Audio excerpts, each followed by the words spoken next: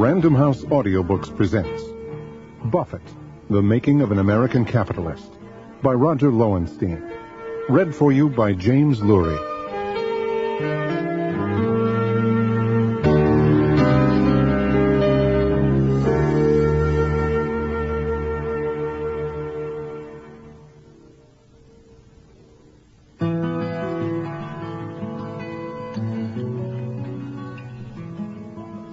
Buffett, The Making of an American Capitalist. Almost from the day that Dr. Pollard awakened him to the world, 6 pounds strong and 5 weeks early, Warren Buffett had a thirst for numbers. As a boy, he and his friend Bob Russell would pass an afternoon on the Russells' front porch, which overlooked a busy intersection, recording the license plate numbers of passing cars. When the sky darkened, they would go inside and spread open the Omaha World Herald, counting how often each letter appeared and filling entire scrapbooks with progressions of numbers, as though they held the key to some Euclidean riddle. Often, Russell would reach for the almanac and read out a list of cities. One by one, Warren would spit back the populations. "I'd say a city, he'd hit it on the nose," Russell would recall half a century later. "If I gave him 10 cities, he'd hit every one." Baseball scores, horse racing odds, every numeral was fodder for that precocious memory. Combed, scrubbed, and stuffed into a pew of Dundee Presbyterian Church, Warren would pass the time on Sundays calculating the lifespans of ecclesiastical composers. He would stand in the living room with a paddle and ball, counting by the hour. He would play Monopoly for what seemed forever, counting his imagined riches. Blue-eyed with a fair complexion and pink cheeks, Warren was intrigued not merely with numbers, but with money. His first possession was a nickel-coated money changer, given to him by his Aunt Alice at Christmas, and thereafter proudly strapped to his belt. When he was 5, he set up a gum stand on his family's sidewalk and sold chiclets to passers-by. After that, he sold lemonade, not on the Buffett's quiet street, but in front of the Russells' house, where the traffic was heavier. At an age when few children knew what a business was, Warren would get rolls of ticker tape from his stockbroker father, set them on the floor, and decipher the ticker symbols from his father's Standard & Poor's. He would search the local golf course for used but marketable golf balls. He would go to Exarban racetrack and scour the sawdusted floors, turning over torn and discarded stubs, and often finding a winning ticket that had been erroneously thrown away. And at dusk, as they rocked on the Russells' front porch glider in the stillness of the Midwestern twilight, the parade of Nashes and Studebakers and the clanging of the trolley car would put a thought in Warren's mind. All of that traffic with no place to go but right by the Russells' house, he would say. If only there were a way to make some money off it. Warren was the second of 3 children and the only son. His mother was a petite, feisty woman from a small town in Nebraska. She had a lively temperament and, as was said of women relegated to a supporting role, a good head for numbers. Warren's father, a serious but kind man, was surely the dominant influence in his life. Opening to Warren's eyes the world of stocks and bonds, he must have planted a seed. But insofar as things are knowable, Howard Buffett's acumen for numbers was not on a par with his son's. Nor was his passion for making money.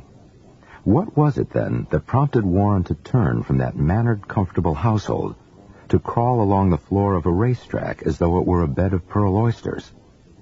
What was it that would enable him, years later, to stun his colleagues in business time and again by computing columns of figures in his head and by recalling encyclopedic volumes of data as easily as he had the population of Akron? Warren's younger sister Roberta said flatly, "I think it was in his genes." Warren's first years were difficult ones for the family. His father, Howard, was working as a securities salesman with Union Street Bank. On August 13th, 1931, 2 weeks shy of Warren's first birthday, his father returned from work with the news that his bank had closed. It was the defining, faith-shattering scene of the Great Depression. His job was gone, his savings were lost. But in short order, Howard announced that Buffett, Sklenica & Company had opened its doors in the Union State Bank building on Farnham Street. the same street where Warren would later live and work. Howard and a partner, George Sklenica, peddled investment securities, municipal, corporation, and public utilities, stocks, and bonds. Howard now drew on his courage and will, for the market crash had tarnished the public's trust. Omaha at first had thought itself immune to the Depression, but by 1932 wheat prices had plunged and farmers were eating in soup kitchens. Staunchly Republican Omaha voted Roosevelt in a landslide. The next year, 11,000 registered for relief. Born in those meanest of times, Buffett Sklenica appears at first to have been a business only in name, a place where Howard could hang his hat and work on commission. His first sales were long in coming, and the commissions were small. Warren's mother Layla managed to put dinner on the table, but she often skipped herself to give Howard a full portion. The family was so strapped that Layla stopped going to her church circle for want of 29 cents to buy a pound of coffee. And the Buffetts were racked by those extremes of nature that in the Midwest seemed as if fused with the Depression itself. The Great Depression began, Layla wrote, with a terrible 112-degree heat. Dust storms blew in from Oklahoma, and Omahans vainly sealed their homes against the locusts. On the day of Warren's 4th birthday party, a high searing wind blew the paper plates and napkins off the table and buried the porch in red dust. Warren and his sister Doris would bear the suffocating heat outside, waiting for the Iceman to hop from his horse-drawn cart and hand them ice slivers to suck on. Worse than the heat was the bitter winter cold. Bundled up, Warren and his sister would walk 8 long blocks to the Columbian School, in weather so frigid that salesmen kept their motors running as they paid their calls, for fear that they wouldn't be able to restart their engines. By the time that Warren began school, his father's fortunes were rapidly improving. When Warren was 6, the Buffetts moved to a more spacious Tudor brick home with a sloping shingled roof. The bad times in the Buffett home were not discussed. They were banished. But they seemed to have deeply affected Warren. He emerged from those first hard years with an absolute drive to become very, very rich. He thought about it before he was 5 years old, and from that time on, he scarcely stopped thinking of it. When Warren was 6, the Buffetts took a rare vacation to Lake Okoboji in northern Iowa, where they rented a cabin. Warren managed to buy a 6-pack of Cokes for 25 cents. Then he waddled around the lake selling the sodas at 5 cents each for a nickel profit. Back in Omaha, he bought soda pop from his grandfather's grocery and sold it door to door on summer nights while other children played in the street. Howard Buffett was determined that Warren would never repeat his own experience of hardship. He unfailingly expressed confidence in Warren and supported him in whatever he did. But he was not excited by money. His passions were religion and politics. He was a self-consciously moral man and had the courage of his beliefs, which were conservative in the extreme. Convinced that Roosevelt was destroying the dollar, Howard gave gold coins to his children and bought pretty things for the house, a crystal chandelier, sterling silver flatware, and oriental throw rugs, all with a view that tangibles were better than dollars. He even stocked up on canned foods and purchased a farm, intended to be the family's refuge from the hellfire of inflation. Howard also stressed a principle that was more enduring than any of his political opinions, namely, the habit of independent thought. Howard drilled the children in religious values, but also in secular ones. He taught an adult Sunday school class, but he also served on the public school board. Scarcely a week went by without his reminding Warren and his sisters of their duty, not just to God, but to community. He was fond of telling them, "You are not required to carry the whole burden, nor are you permitted to put down your share." By age 10, Warren was already as fascinated by stocks as other boys were by model aircraft. At home, he began to chart the prices of stocks on his own. Observing their ups and downs, he was bewitched by the idea of deciphering their patterns. At 11, he took the plunge and bought 3 shares of Cities Service Preferred, as well as 3 shares for his sister Doris, at $38 a share. I knew then he knew what he was doing, Doris would recall. The boy lived and breathed numbers. But City's service plunged to 17. They sweated it out, and the stock recovered to 40, whereupon Warren sold, netting after commission his first $5 of profit in the market. Directly he sold, City's service climbed to 200. It was his first lesson in patience. Warren's exploits were always based on numbers, which he trusted above all else. In contrast, he did not subscribe to his family's religion. Even at a young age, he was too mathematical and too logical to make the leap of faith.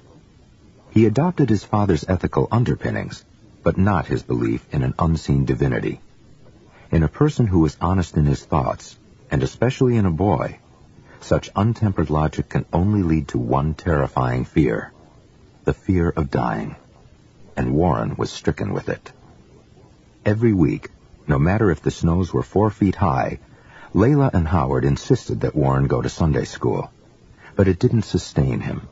When he sat in church, calculating the lifespans of the ecclesiastics, there was a purpose to it. He wanted to know whether faith would result in living a longer life. Not faith in an afterlife, as a believer would have had, but a concern for living longer in this one. He and Bob Russell would be sitting on the Russells' front porch glider in the stillness of an afternoon, and as if brought on by a sudden prairie twister, Warren would say, "Russ, there's one thing that I'm scared of. I'm afraid to die." He brought it up maybe every year or so, often enough so that it stuck in Russell's mind. It seemed disconnected from everything else that Russell knew of Warren, who was usually so buoyant. Sometimes Russell would put birdseed on the floor of the milk box and trap a bird inside, and invariably Warren would beg him not to harm it. Russell would pull a string tied to the door of the milk box and let it go. But he couldn't release Warren from the fear of his own mortality. If you do what God gave you the talent to do, you can be successful and help others and die with a smile, Russell would say. "Bob, I'm just scared," Warren would reply. Russell, a Roman Catholic, did not understand. He would wonder where it came from, why a guy who had so much going for him was so afraid. But there was an aspect of Warren's life at home that Russell did not know about. To outside appearances, the Buffett household was the ideal, loving, prosperous, inspired by high morals, and centered on the family. And such particulars were genuine. Layla would refer to the day she met Howard as the luckiest day of my life. She treated her husband like a king, a benevolent king, but a king nonetheless. A practical woman, Layla had ideas of her own about stocks, but she didn't mention them to Howard. Even when Layla had pounding headaches, she was careful not to bother Howard or disturb his reading. Her aim was to be a perfect wife. Warren's friends knew her as a tiny, cheerful woman with a pretty smile, sweet and sociable, and all a twitter, like the Good Witch of the North.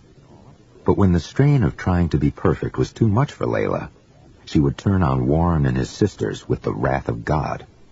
Without warning, that good-humored woman would become furious beyond words and rage at her children with an unrelenting meanness, sometimes not letting up for hours. She scolded and degraded her children. Nothing they had done measured up. She compared, criticized, and dredged up every imaginable failing. In Layla's fury, she seemed as if driven by some horrible injustice. Nothing that Warren or his sisters had done would escape her notice. No transgression, however slight, was too small for one of her vicious rebukes. Even when they had committed no crime, her imagination supplied one. As far as Warren and his sisters knew, Layla's moods were wholly unpredictable, and therefore all the more terrifying. And when one came over her, there was no escape. If they tried to break free, she would snap at them, "I'm not finished," and then suddenly the tempest would be over. Then the sweet little woman would return. Once, in more recent years, one of Warren's sons who was home from college called Layla to say hello. She suddenly lit into him with all her fury. She called him a terrible person for not calling more often, and detailed his supposedly innumerable failings of character, and went on for 2 entire hours. When Warren's son put down the phone, he was in tears. Warren said softly, Now you know how I felt every day of my life. He would bury himself in a favorite book, 1,000 Ways to Make $1,000, an exhortation to future Rockefellers with stories such as building a business on homemade fudge. Warren was known as a bookworm and was certified in the neighborhood lore as having a photographic memory. He was tall for his age and liked to play sports, but was rather ungainly. He talked up his financial exploits, however, with a contagious passion, and when Warren talked, his friends perked up their ears. He didn't persuade the other boys to join him so much as he attracted them. A fireball, as his father said, drawing moths. He enlisted half the neighborhood to gather golf balls. Soon he had bushel baskets of golf balls in his bedroom, organized by brand and price. Bill Pritchard, a neighbor, recalled, he'd hand out a dozen golf balls, we'd sell them, and he'd take his cut. Warren and Stuart Erickson even set up a golf ball stand at Elmwood Park, until, as Erickson recalled, business was so good that somebody snitched on us and the pro threw us out. In 1942, the Republicans in Nebraska's 2nd Congressional District were unable to find a candidate who would run against the party of a popular wartime president. In desperation, the GOP turned to an outspoken New Deal hater, Howard Buffett. Inveighing against inflation and big government, Howard was 40 years ahead of his time. But in Omaha, he was personally popular. He had little money. His expenses would amount to only $2,300, but he campaigned tenaciously. On Election Day, Howard typed out a concession speech and retired at 9 o'clock. The next day, he discovered he had won. He would call it one of the happiest surprises of his life. Warren realized his fate with a jolt. For the first time in his 12-plus years, he was leaving Omaha. In a family photograph taken just after the election, Warren looked decidedly uneasy, his handsome face set in a vague stare, his tightly pursed lips managing only the slightest suggestion of a smile. The Buffetts had moved to a 4-bedroom house in Spring Valley, an outlying section of Washington on Northwest 49th Street. Warren's new life revolved around his job as a carrier for the Washington Post. Now 13, he kept a record of his earnings and filed a tax return, and defiantly refused to let his dad pay the taxes. But aside from his paper route, Warren was profoundly unhappy. In June, at the end of that first unhappy year, Warren ran away, the first real rebellion of his life. He and Roger Bell, the son of a Missouri congressman, and one other chum put out their thumbs for Hershey, Pennsylvania.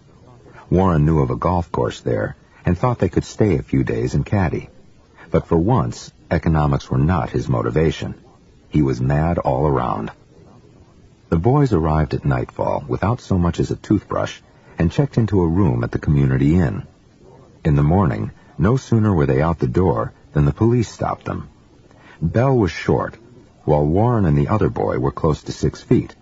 From a distance, the police thought Bell much younger, perhaps a kidnap victim, and took the trio in for questioning. One may imagine Warren, just shy of 14, glibly persuading the authorities of their innocence without saying much about what they were doing. The police let them go, but their balloon was pricked. They thumbed their way home that day. It seems unlikely that Warren was of a mind to continue his rather half-hearted revolt. His spurts of acting out at school had been pretty tame. According to his sister Roberta, rebellious was a pretty strong word for him. But Howard and Layla were shocked. Though they were gentle with Warren when he returned to Washington, Howard resolved to nip his mutiny in the bud. He told Warren that he would have to improve his marks or give up his paper route. This worked on Warren's grades like a tonic. Far from relinquishing the paper route, he expanded it. He promptly procured a route with the Times-Herald, the Post's morning competitor, covering the same territory as he had with the Post. As Buffett would recall, if a subscriber canceled one paper and wanted the other, there was my shining face the next day. Soon Warren had 5 delivery routes and close to 500 papers to deliver each morning. Layla would arise early to make his breakfast. Warren was out the door by 5:20 to catch the bus down Massachusetts Avenue. On the rare occasion when he was ill, Layla did the route, but she didn't go near the money. Collections were everything to him, she wrote. You didn't dare touch the drawer where he kept his money. Every penny had to be there. In short, Warren had turned his paper routes into a business. He was earning $175 a month, what many a young man was earning as a full-time wage, and saving every dime. In 1945, when he was still only 14, he took $1,200 of his profits and invested it in 40 acres of Nebraska farmland. Marooned in a strange city, he was trying to jumpstart his career at a time when he was barely capable of shaving. He was reading every business book he could get his hands on, poring over actuarial tables, running his paper route. Donald Danley, a Wilson High School student who became a good friend, thought Warren was charting his way toward a financial target. In their senior year, Danley bought a used pinball machine for $25, and Warren and he played it by the hour. The machine often broke, and as Danley tinkered with it, Warren took note of his friend's mechanical skill. Warren had an idea. Why not put the machine in the barber shop on Wisconsin Avenue and rent it out? Warren approached the barber, who agreed to a 50-50 split. At the end of the first day, they found $14 in the machine. Within a month or so, Warren and Danley had machines in 3 barber shops. Prospering, they expanded to 7.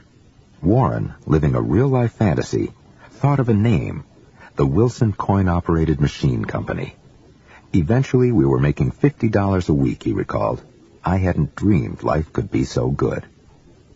By his senior year, he was planning a career not just in business, but specifically in investing. Sitting in the breakfast nook at home, at an age when other boys didn't get past the sports pages, he was already studying the stock tables. And word of his supposed expertise had followed him to school, where his teachers tried to pick his brain about the market. In a wily effort to capitalize on his renown, Warren shorted, that is, bet against shares of American Telephone and Telegraph Company, because he knew that his teachers owned it. They thought I knew about stocks, and I thought if I shorted AT&T, I would terrorize them about their retirement. Why this mild repute as an oracle? Warren hadn't had any coups in the market, yet people sensed that he knew. He had something innate, not merely a precocious store of knowledge, but an ability for casting it in logical terms. Faith didn't move him, but facts he could assemble in a smooth and sensible train. Quoting Danley, he just seemed to have tremendous insight. He would say things in a way that didn't leave any doubt that he knew what he was talking about. Warren graduated in June 1947, finishing 16th in a class of 374. Danley was tied for first. The yearbook captured him with bright, eager eyes, neatly parted hair, and a sheepish grin. The caption, likes math, a future stockbroker. Howard suggested the nearby Wharton School of Finance and Commerce at the University of Pennsylvania. Warren replied that college would be a waste. He had delivered almost 600,000 papers, and in the process earned over $5,000. Money was coming in from newspapers, from Wilson Coin-Op, and from a Nebraska tenant farmer. What's more, he had read at least 100 books on business. What, in short, did he have to learn? Howard gently pointed out that Warren was still 2 months shy of his 17th birthday. Finally, Warren capitulated. In August, Wilson Coin-Op was sold for $1,200 to a returned war veteran. Warren pocketed his share and headed for Wharton. This time, though, Howard had been wrong. Despite Wharton's fine reputation, its curriculum was lacking in beef. Warren disgustedly reported that he knew more than his professors. His dissatisfaction was rooted in their mushy, overbroad approach. His professors had fancy theories, but were ignorant of the practical details of making a profit. Warren's fraternity mates were in awe of his intellect. He would read a chapter, they recalled, and recite it by rote. In class, when a graduate lecturer would parrot an answer from the text, Warren, who had memorized it, would burst out, "You forgot the comma." Moreover, the way he glibly critiqued the faculty left his fellows spellbound. One of the frat brothers, Richard Kendall, said, Warren came to the conclusion that there wasn't anything Wharton could teach him, and he was right. When the brothers returned to Wharton in the fall of 1949, they were stunned to find that Warren wasn't there. Nobody ever heard from him again. In short, he had run away once more. His father had been defeated in 1948 and had returned with the family to Omaha, leaving Warren alone in the East. In Wharton, there had been nothing to keep him. No paper route, no pinball. He transferred to the familiar University of Nebraska at Lincoln, where his parents had met. "I didn't feel I was learning that much," Warren explained. Nebraska called, Wharton repelled. In Lincoln, Buffett lived with Truman Wood, then affianced to Warren's sister Doris, in the upstairs of a Victorian house on Pepper Avenue. Buffett would come back from work in the late afternoon, read the Wall Street Journal, and go out with Wood to a Greasy Spoon for a dinner such as mashed potatoes, beef, and gravy. Wood, intrigued that Buffett had read the Bible 3 or 4 times and remained agnostic, could not resist trying to convert him. They had the usual debates about faith and the afterlife, but Buffett was immovable. For every argument that Wood raised, Buffett had a deadly logical response. In the winter, Buffett revived his golf ball business, this time as a serious enterprise. By July, he had sold 220 dozen golf balls and had reaped $1,200 from them. From all his ventures combined, he had saved $9,800. That trifling grub stake would be the source of every dollar that Buffett would earn. He had tracked every penny: the city's service stock, the paper route, the golf ball sales, the pinball, in squiggly, uneven handwriting. So prophetic was his ledger of later exploits that it called to the mind of one journalist the papers that Horatio Alger might have donated to the Baker Library at the Harvard Business School. Buffett had, in fact, applied to Harvard Business School. In the summer, he took a train to Chicago to meet an alumnus. Scrawny and unpolished, and merely 19, he struck his interviewer as not quite Harvard. The session was over in 10 minutes. 2 weeks later, he wrote to a friend, "To tell you the truth, I was kind of snowed when I heard from Harvard. Presently, I'm waiting for an application blank from Columbia. They have a pretty good finance department there. At least they have a couple of hotshots in Graham and Dodd that teach common stock valuations." Buffett was being a bit too nonchalant. Benjamin Graham, in fact, was the dean of the securities profession. He and his colleague David Dodd had written the seminal textbook in the field, Security Analysis, and Buffett had read Graham's new book, The Intelligent Investor, while at Lincoln, and had found it highly captivating. Truman Wood, Buffett's housemate, said, "It was almost like he had found a god." His jocular reference to Columbia's hotshots may be taken as posturing at a moment when he feared being rejected again. But in August, Buffett got some good news. He was going to New York to study with the master. Buffett had been fascinated by stocks since he had first chalked them up on the blackboard. He had traded stocks, studied the market, consulted oracles, and looked for the great epiphany, some mystical correlation in the charts, some system that would make him rich. Yet he was no further really than when he had combed the floor of the racetrack looking for discarded ticket stubs. Some stocks would place, but many more would not. Ben Graham opened the door, and in a way that spoke to Buffett personally. He gave Buffett the tools to explore the market's manifold possibilities, and also an approach that fit his student's temper. Armed with Graham's techniques, Buffett could dismiss the oracles and make use of his native talents. And steeled by the example of Graham's character, Buffett would be able to work with his trademark self-reliance, with the sweetness of Emersonian independence of which Buffett had heard from his father. Yet Graham was far more than Buffett's tutor. It was Graham who provided the first reliable map to that wondrous and often forbidding city, the stock market. He laid out a methodological basis for picking stocks, previously a pseudoscience similar to gambling. Investing without Graham would be like communism without Marx. The discipline would scarcely exist. Graham's approach, an oddity in the speculative climate of the late 1920s, was to look for companies that were so cheap as to be free of risk. In 1926, for example, he discovered that Northern Pipeline, an oil transporter, owned, in addition to its pipeline assets, a portfolio of railroad bonds worth $95 for each of its shares. Yet the stock was trading for only $65. Graham bought 2,000 shares, and suggested that the company sell its bonds as a means of recouping its buried portfolio value. The management, which was controlled by the Rockefellers, refused. But Graham mounted a proxy fight and was elected to the board. Northern Pipe capitulated, liquidated its bonds, and paid a $70 a share dividend. By 1929, the Benjamin Graham joint account, Graham's partnership, had $2.5 million of capital, and Graham was riding high. By then, of course, Wall Street was full of rich men. Speculators were driving prices to the moon. Graham, though, was careful.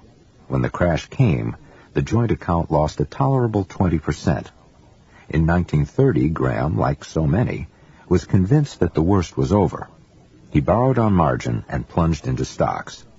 And then the bottom fell out. The singular feature of the great crash, as John Kenneth Galbraith observed, was that the worst continued to worsen. The smart money, the fellow who had waited out the panic, was wiped out with the rest.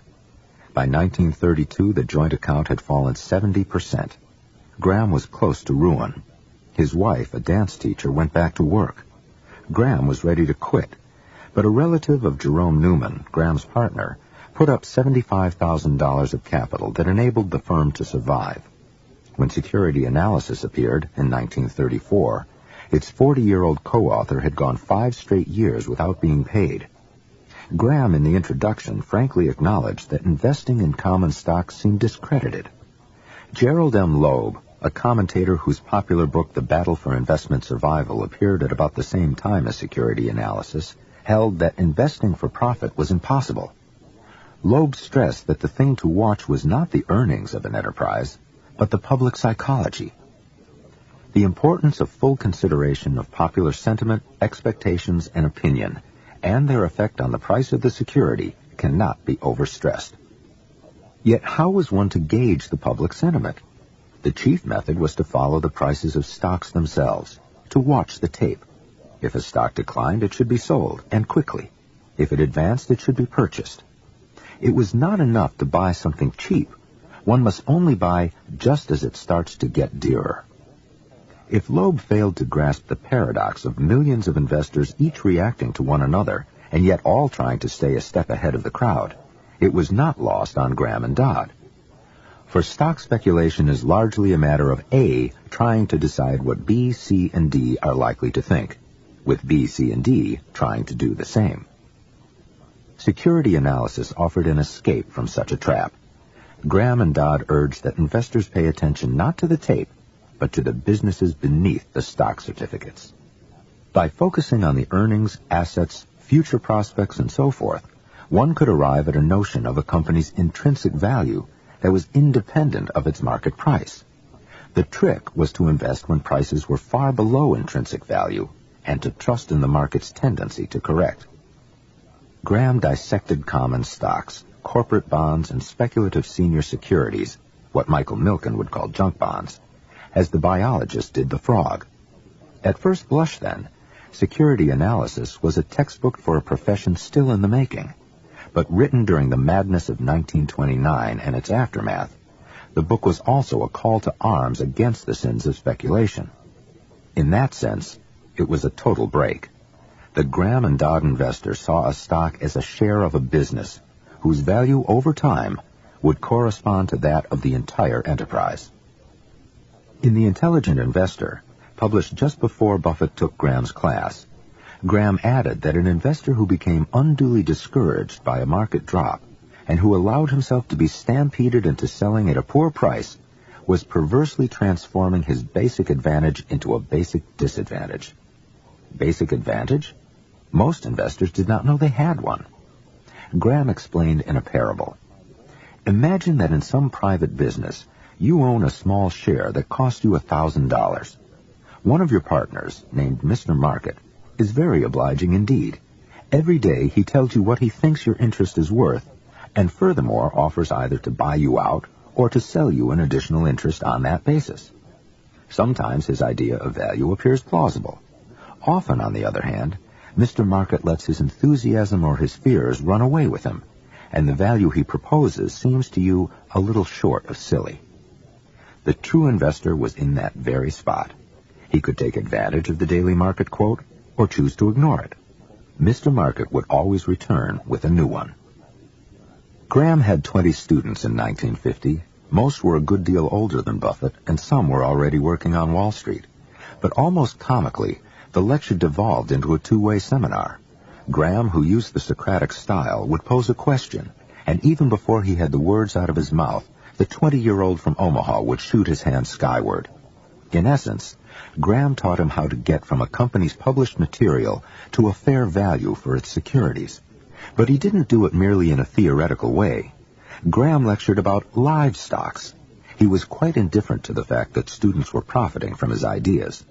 These smart Wall Street guys, one of his students recalled, they'd all go out and make a lot of money off Ben, and he didn't seem to mind. Marshall Weinberg, Buffett's contemporary and later his broker and friend, took Graham's course twice. He recalled, "He was giving you ideas. Youngstown Sheet and Tube I bought at 34 5/8 and sold between 75 and 80. I bought GM on his recommendation. Also Easy Washing Machine. The class paid for my degree." Buffett was fanatical about following in Graham's footsteps. He invested in stocks held by Graham Newman Corporation, Graham's investment company, such as Marshall Wells and Timely Clothes. He also looked up his professor in Who's Who and discovered that Graham was chairman of the Government Employees Insurance Company. GEICO, as the company was known, was based in Washington. Buffett felt that anything that Graham was chairman of he wanted to know about, so he decided to pay a visit. Conveniently enough, Warren's father had been re-elected to Congress in 1950 and was back in Washington by the spring of 1951 during Warren's second term at Columbia. Buffett took the train on a Saturday. Downtown Washington was desolate, but he went straight to GEICO's offices. Finding the door locked, he banged until a janitor appeared. "Is there anybody here I can talk to besides you?" Buffett queried. The janitor said there was a man working on the 6th floor and agreed to take him there. Lorimer Davidson was taken aback to see a youngish student hovering at his desk, and stunned when he started peppering Davidson with questions. The two of them talked for 4 hours. "After we talked for 15 minutes, Davidson said, I knew I was talking to an extraordinary man. He asked searching and highly intelligent questions. What was GEICO? What was its method of doing business, its outlook, its growth potential? He asked the type of questions that a good security analyst would ask. I was financial vice president. He was trying to find out what I knew." Buffett returned to New York enamored with GEICO. With a little research, he discovered that its profit margins were 5 times that of the average insurer, and that its premiums and profits were soaring. Then he went to see insurance experts. Everyone told him that GEICO's stock was overpriced. Buffett's reading of the facts was just the opposite, but he found them daunting. They were experts. He was in B school. Every stock picker worth his salt eventually comes to such a crossroads. It is extremely difficult to commit one's capital in the face of ridicule, and this is why Graham was invaluable. He liked to say, "You are neither right nor wrong because the crowd disagrees with you." Picking a stock depended not on the whim of the crowd, but on the facts. Oddly, when Buffett graduated in 1951, both Graham and his father advised him not to go into stocks. Each had the post-Depression mentality of fearing a second visitation. Graham pointed out that the Dow had traded below 200 at some point in every year, save for the present one. Why not postpone going to Wall Street until after the next crash, his heroes counseled, and meanwhile get a safe job with someone like Procter & Gamble? It was awful advice, violating Graham's tenet of not trying to forecast markets. The Dow, in fact, never went under 200 again. "I had about $10,000, Buffett noted later. If I'd taken their advice, I'd probably still have about $10,000. Anyway, there was no way that Buffett was going to wait. Having racked up the only A+ that Graham had awarded in 22 years at Columbia, Buffett made what seemed an irresistible offer: to work for Graham Newman for free. But Graham turned him down. These were the days when Jews were locked out of Wall Street's Gentile firms, and Graham preferred to hold his spots for Jews. It's not clear whether Buffett discovered Graham's reason then or a bit later, but when he did, it was a shocker. It was sensitivity training for him, one of his friends would comment. It did not occur to Buffett to look anyplace else on Wall Street. That is, to work for someone he didn't know. Once again, he headed home. The Omaha National Bank offered him work, but Buffett turned it down, preferring the familiar confines of Buffett Falk and Company, his father's brokerage. In Omaha, Buffett began to court Susan Thompson, the daughter of a prominent Omaha minister and psychology professor. Her folks were friends of the Buffetts, and her father had managed one of Howard's campaigns. Also, Susie had roomed with Warren's sister Roberta at Northwestern University. Susie had an enormous sparkling smile, round cheeks, and dark hair that fell to a curve at the neck. Bubbly and outgoing, on first impression, she struck many as light-headed and even vacuous. The truth was to the contrary. As a girl, Susie had been sickly. She had suffered from earaches, had frequently had her ears lanced, and had spent long stretches at home with rheumatic fever. William and Dorothy Thompson had tried to make up for it by showering their daughter with attention, tenderness, and physical demonstrativeness. She grew up, she would say, with an awareness of being unconditionally loved, and having overcome illness, she was conscious of a sensation of freedom. She felt not merely healthy, but released from pain. By the time she reached adulthood, Susie seemed to have been put together from all the emotional material that Warren did not have. She took an unusual interest in reaching out to other people, a deep interest. Instinctively empathetic, she had a soothing way of drawing people out, especially at a level of feelings. In particular, Susie had a fascination with death, but it was the mirror image of Warren's obsession. Somewhere in her illness, Susie had lost the fear of dying, and now she was eager to be with people on their deathbeds and to ease their fears of passing on. Whereas Warren thought about dying logically and wanted to keep the whole terrifying subject as far away as possible, Susie related to death in spiritual terms and was eager to wrap her hands around it. Once he started seeing Susie, in the summer of 1951, Warren immediately fell in love with her. But Susie was anything but in love with him. She would slip out the back door when Warren came calling. He told her that he would be rich, which did not mean a thing to her. Besides, as Susie recalled, she was madly in love with somebody else. So Warren settled for courting Susie's father.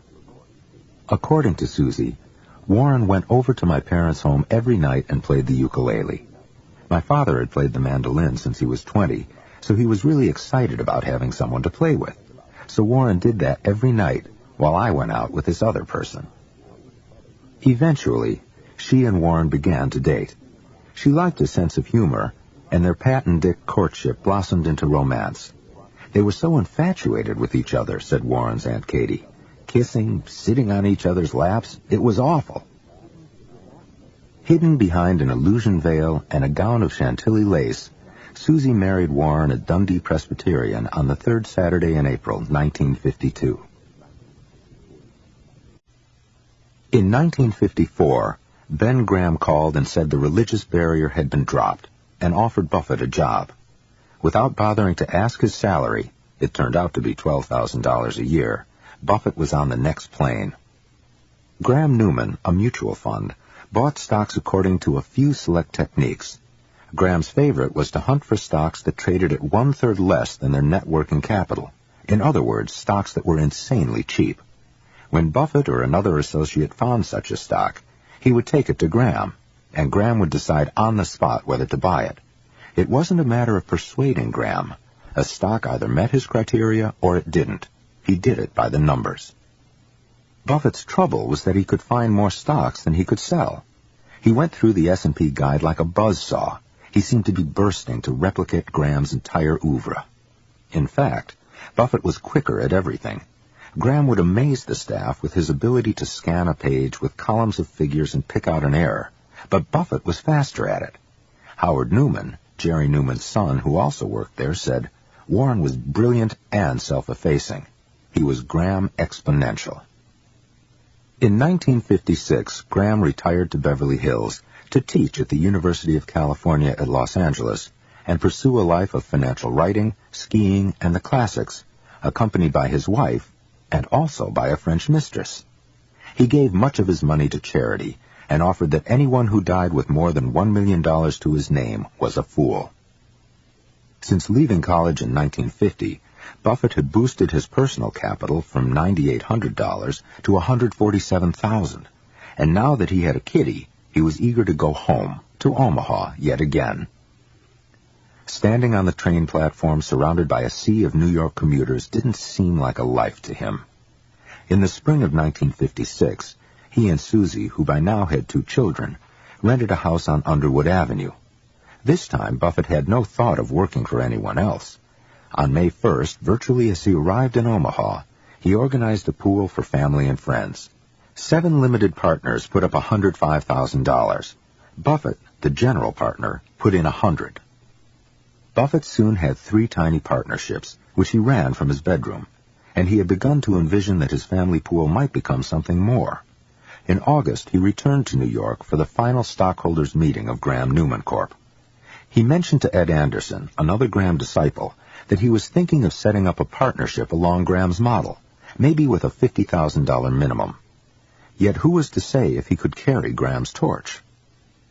As the stockholders formally voted Graham-Newman out of existence, an investor named Lou Green offered an ironic eulogy. Green, the head of a Manhattan brokerage, averred that Graham had made one big mistake, that of failing to develop talent. Laying it on the line, Green elaborated, Graham-Newman can't continue because the only guy they have to run it is this kid named Warren Buffett, and who'd want to ride with him? At a time when his accomplishments were modest, Buffett's awesome self-confidence was the thing that propelled him. In 1957, he was managing a mere $300,000 for just a few relatives and friends. If he was ever to be more than a quiet stock picker in Omaha, Buffett would need capital, and lots of it. And if Buffett was to raise capital, what was there besides that yawning self-assuredness that would induce investors to trust him? By now, Buffett was familiar with virtually every stock and bond in existence. Line for line, he had soaked up the financial pages and the Moody's books. Day after day, he had built up a mental portrait of Wall Street. He could measure each stone against the skyline, and there was no one else whose analysis he trusted better than his own.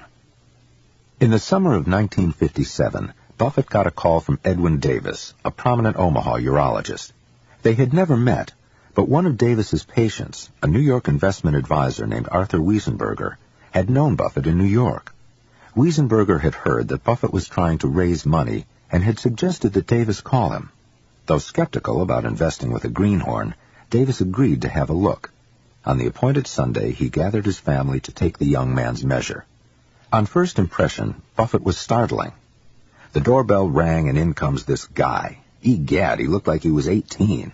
His collar was open, his coat was too big for him. Everybody noticed it.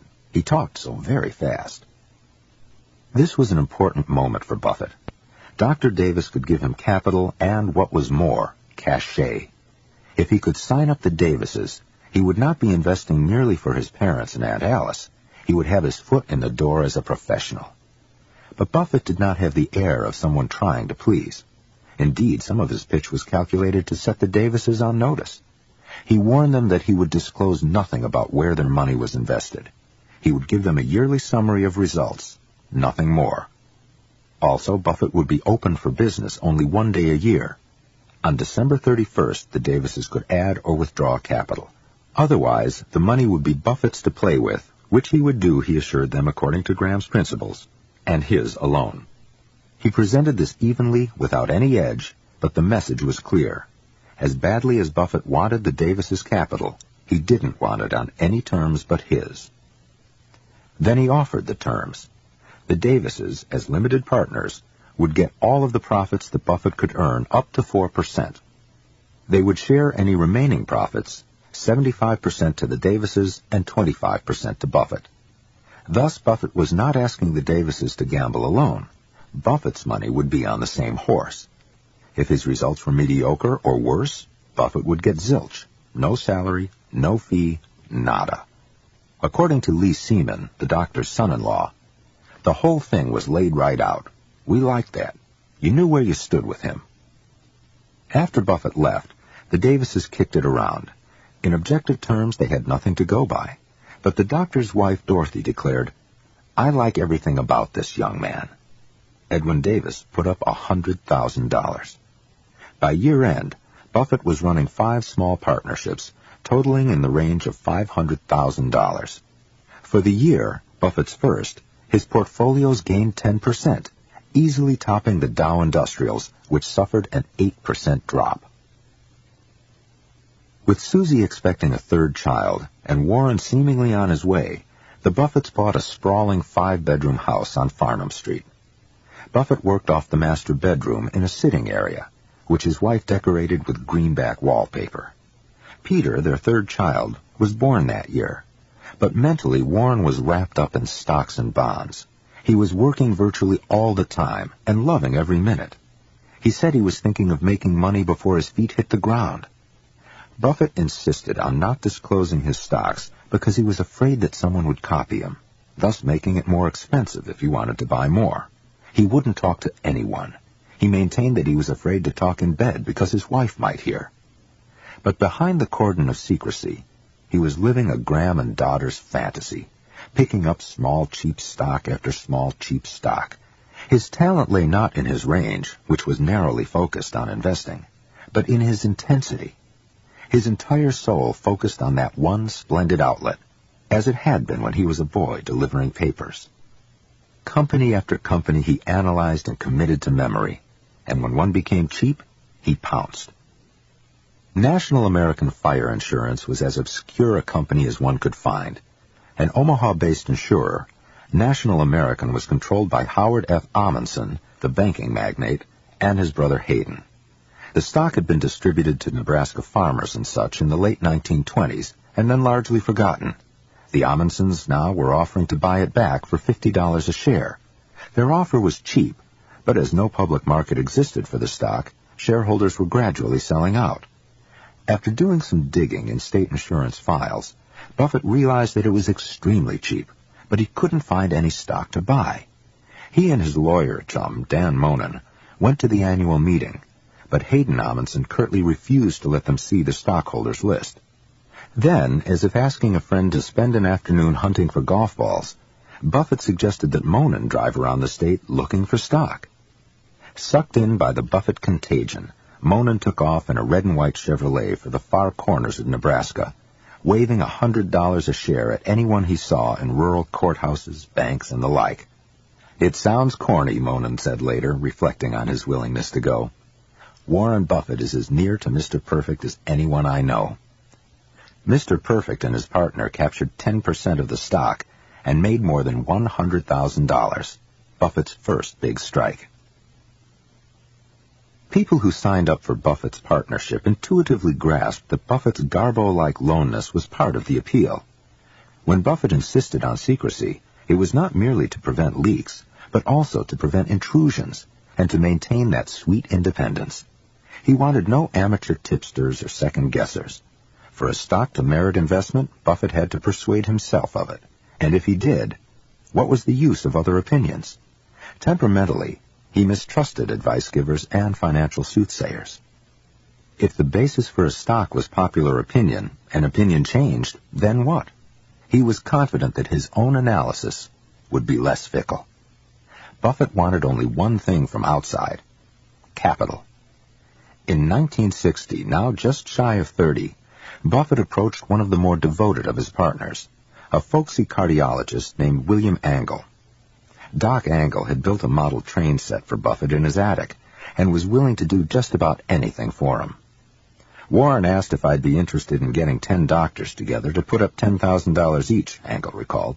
So I rounded up a group from Clarkson Hospital at a restaurant. Buffett had yet to appear in public as a money manager, but at the restaurant, the Hilltop House, he made his debut. Silhouetted against a darkening summer sky, he poured out liquid couplets from Benjamin Graham and Shakespeare, interspersed with gentle self-mockery. He was done in less than an hour.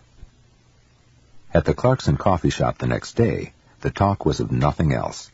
11 doctors decided to take a chance on him. In Omaha, at least, Buffett had made a big step forward. The next year, Buffett bet $1 million, his biggest plunge ever, on a company that, had they known of it, would have made the doctors gasp. Dempster Mill Manufacturing was an 80-year-old windmill and farm implement maker in Beatrice, Nebraska, 90 miles south of Omaha. The windmill business being not exactly another Xerox, Dempster had suffered from static sales and dismal profitability. Buffett had nibbled at the stock, a cheap, typical Graham play, a few years earlier. In 1961, he snapped up the controlling interest, giving him 70% and staking a fifth of his partnership's assets on it. Buffett appointed himself the chairman, a prophetic move and unusual for a money manager, that signaled an ambition to be something more than just an investor. Characteristically, Buffett roped his old friend Dan Monin onto the board, too. Every month, Buffett and the loyal Monin would drive to Beatrice, a dusty town in the plains, like Quixote with his Sancho Panza. But Buffett couldn't get a handle on Dempster.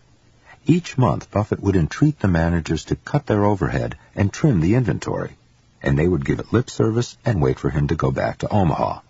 Promptly, Buffett put the company up for sale. Over the first 5 years, the Buffett partnerships had left the Dow Jones Industrial Average in the dust. Buffett's partnerships had a cumulative gain of 251%. The Dow's gain, 74.3%. The Dow was up 3/4. Buffett's portfolios 2.5 times. Buffett had an astonishing circle of cronies, who overlapped with his investors, and he did not change gears from one to the other. He was fetching, understated, informal, and a bit of a teacher in either camp. He did not draw the usual line between work and other activities. When he got on the links, he was focused as a cat. Robert Billig, a golf partner, said Buffett could take putting instructions better than anyone. When Billig told him how to aim, Buffett shut out everything else and turned his ethereal concentration on the golf ball. Buffett's passion outside of work was bridge. He had a regular game, the members of which were a sampling of Main Street USA, ad executive, Buick dealer, judge, life insurance agent, mortgage man, railroad attorney, and American Automobile Association chapter president.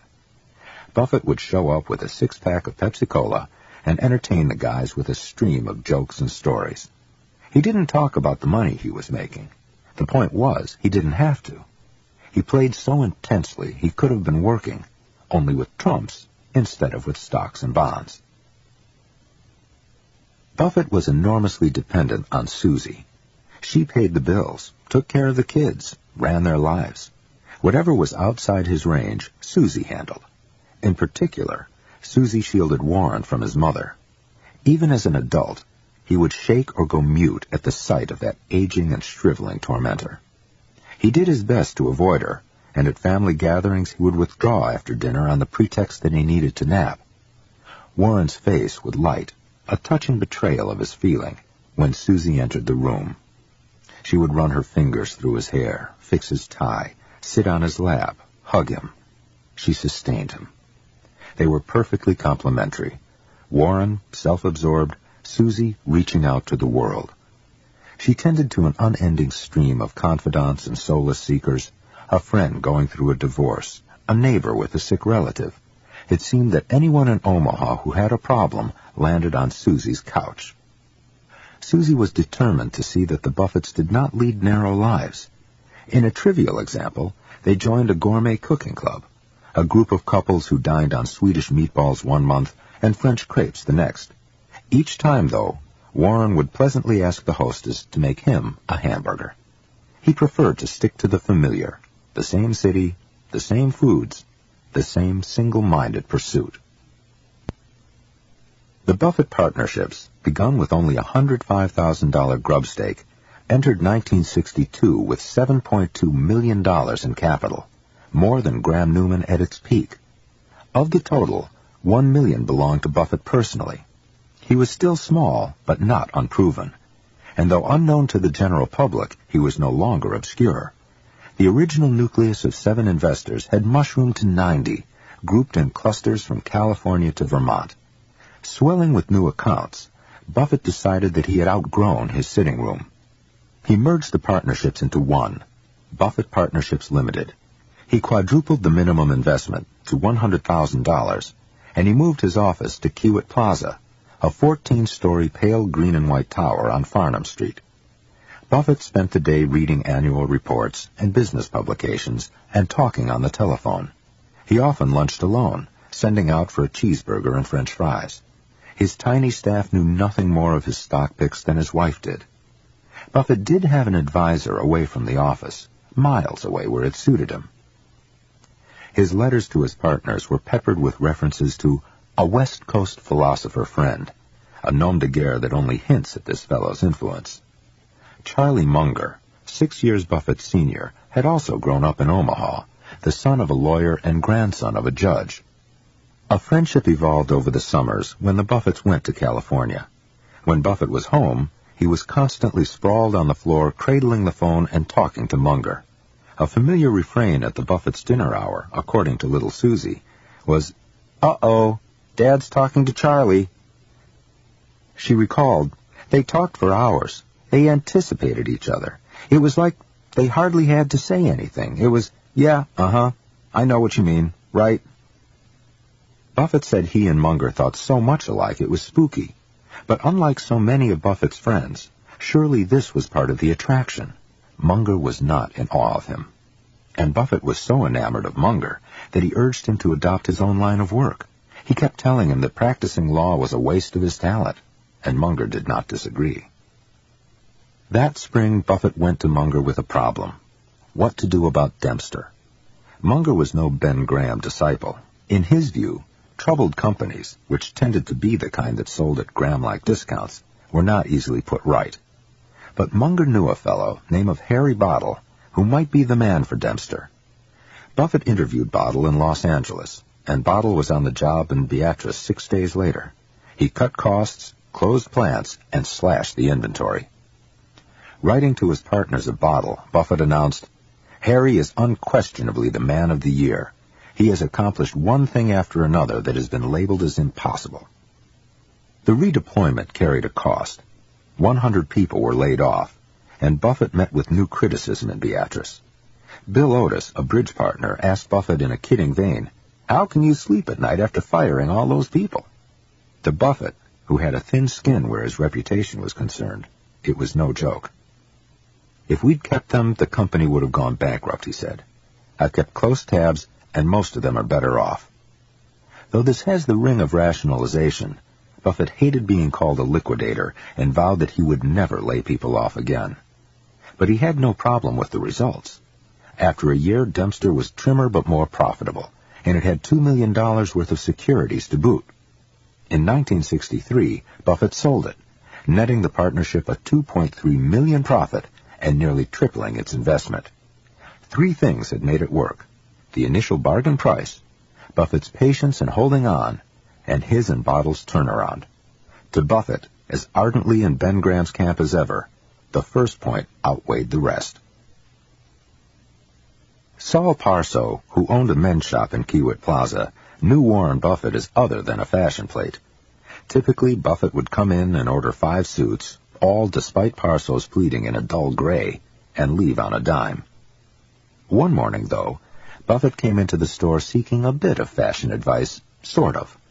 He wanted Parso's opinion of Bayer Rolnick, a hat manufacturer. Parso explained that President Kennedy's bareheaded look was all the rage. "Warren," he said, "I wouldn't touch it with a 10-foot pole. Nobody is wearing hats anymore." A bit later, Buffett returned. "Sol, what's going on with the suit industry?" Buffett asked. "Warren, it stinks. Men aren't buying suits." This time, he couldn't talk him out of it. Buffett Partnership bought a small stake in a New Bedford, Massachusetts maker of suit liners, Berkshire Hathaway, at precisely $7.60 a share. In 1962, Berkshire was one more cheap stock of the sort that appealed to Ben Graham disciples.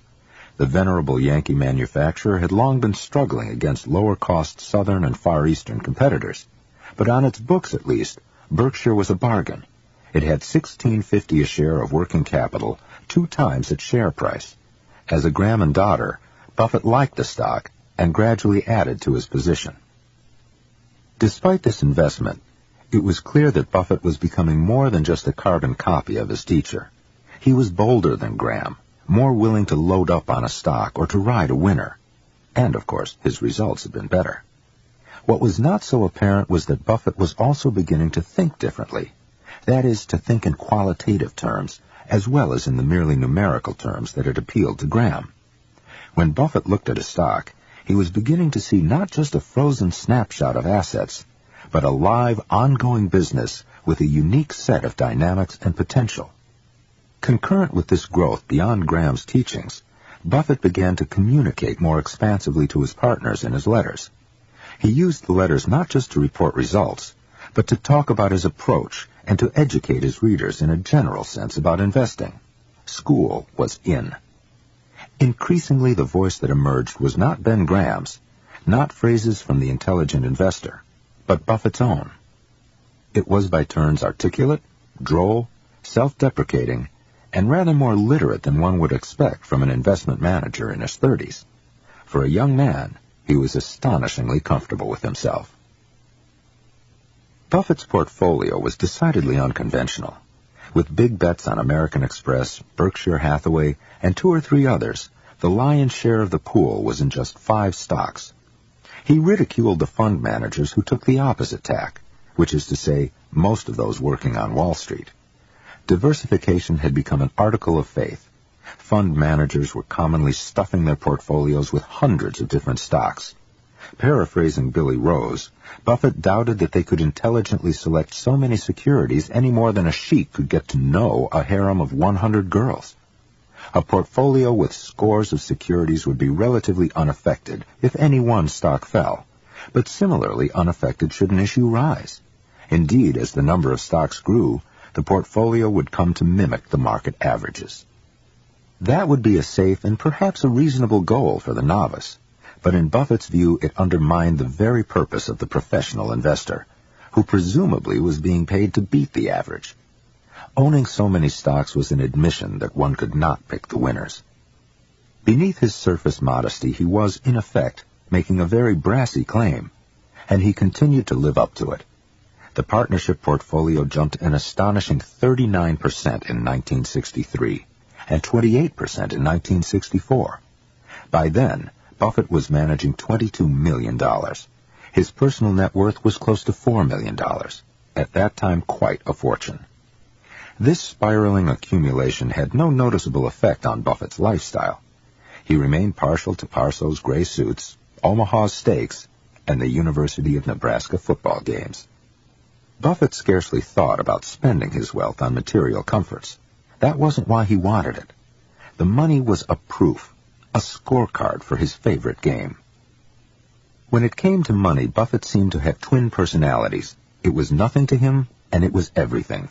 He had an overly reverent view of money's proper role, as if spending were a sort of sinfulness. Even when he dieted, he inserted money into the equation. He would write a $10,000 check to his daughter, payable on such and such a date, unless his weight had dropped. Little Susie would try to ply him with ice cream or drag him to McDonald's, but it was useless. Her daddy didn't want the ice cream as much as he wanted to keep the money. Buffett acknowledged his contrasting sentiments quite comically one summer when his family was touring San Simeon, the William Randolph Hearst mansion in California. The guide was giving a blow-by-blow account of how much Hearst had paid for every item, the drapes, carpets, antiques, and so on. Bored to tears, Buffett protested, "Don't tell us how he spent it. Tell us how he made it." Buffett's money seems to have affected him politically, but not in the manner one would expect. As he became independently wealthy, roughly during the early and middle 60s, he finally asserted his political autonomy from his father. Warren based his evolving politics not on his personal economic interests, as most millionaires and most people do, but on his fears for society writ large. In the turbulent 1960s, several issues awakened him. The Cuban Missile Crisis mortified him just as Hiroshima had. Buffett read Bertrand Russell, the pacifist philosopher and mathematician, extensively during this period, and adopted much of Russell's internationalist outlook. An agnostic like Russell, and deeply aware of his mortality, Buffett thought it was up to society collectively to protect the planet from dangers such as nuclear war. Unlike his isolationist and anti-government father, Warren recognized a need for government. This was also true on the burning issue of civil rights. Omaha had a substantial black population and strict segregation in housing and many jobs. Howard Buffett did not have a public record on civil rights, but as an avid member of the John Birch Society, he presumably did not lose sleep over it. Warren was empathetically on the other side. He quit the Omaha Rotary Club specifically because he objected to its racist and elitist policies. Discrimination collided with his belief in merit and his faith in neutral yardsticks, which lay at the heart of his investing. In the same vein, he thought it was wrong that rich kids got a big head start over everyone else. He and little Susie shared a certain tenderness, but Warren's sons felt emotionally neglected by him. Howie, the second child, was a bit of a troublemaker and was repeatedly frustrated by his dad's lack of outward feeling. I used to misinterpret his tone to mean that he didn't care about me, he said. It's the exact same quality that makes him so good as an investor. There was no emotion in it. Most people, high-powered executives perhaps especially, tend to compartmentalize their lives. They may be tigers at the office and kittens at home, but Buffett was all of a remarkably consistent piece. To young Peter, his father ran on an inner clock whose springs and gears never ceased to turn. Day to day, Buffett was in his own solar system. I remember I gave him a birthday card once, Peter said. He just sort of opened it and closed it, read it that fast. I guess I was waiting for some response. Warren was expressive in his letters, but mute with his son. A bit later, when Peter was in a drugstore with his mother, he saw a book called The Father's Handbook. He said rather flippantly, "You should get that for Dad." So she did. When Warren got the book, he called Peter up to his study and said, "Hey, what's going on? What do you mean?" Peter meant there was nothing that he could tell his dad that his father wanted to know, or such was Peter's impression then. Buffett obviously was concerned, but he couldn't show it. He made efforts to reach out, but they struck Peter as half-hearted. At the start of 1967, Buffett felt compelled to advise his partners that some of the newer mutual funds had better recent returns than his own. Moreover, he warned that his stream of new ideas was down to a trickle. Though he was working night and day to keep them coming, his tone was ominous. If his idea flow should dry up completely, you'll be informed honestly and promptly so that we may all take alternative action. It is noteworthy that Buffett was sending off these dire alarms in direct proportion to the giddiness on Wall Street. To money men, these were the go-go years. There was a frenzy for electronics stocks, each new issue of which was held to be the next Xerox. Had Wall Street suddenly developed an expertise in electronics? To ask the question was to misunderstand the age. Wall Street believed in electronics. Even a toad such as American Music Guild could become a prince by calling itself Space Tone Electronics, Inc. In May 1969, the man from Omaha made up his mind. Weary of jeremiads and wary of jeopardizing past profits, Buffett did a remarkable thing. He quit. He stunned his partners with the news that he was liquidating Buffett Partnership. And now, at the height of a bull market, he was getting out. "I am not attuned to this market environment," he wrote, "and I don't want to spoil a decent record by trying to play a game I don't understand just so I can go out a hero." The courage that lay behind his decision may be measured by its uniqueness. On Wall Street, people did not fold up and return the money, not at the top, not after their best year. It simply wasn't done.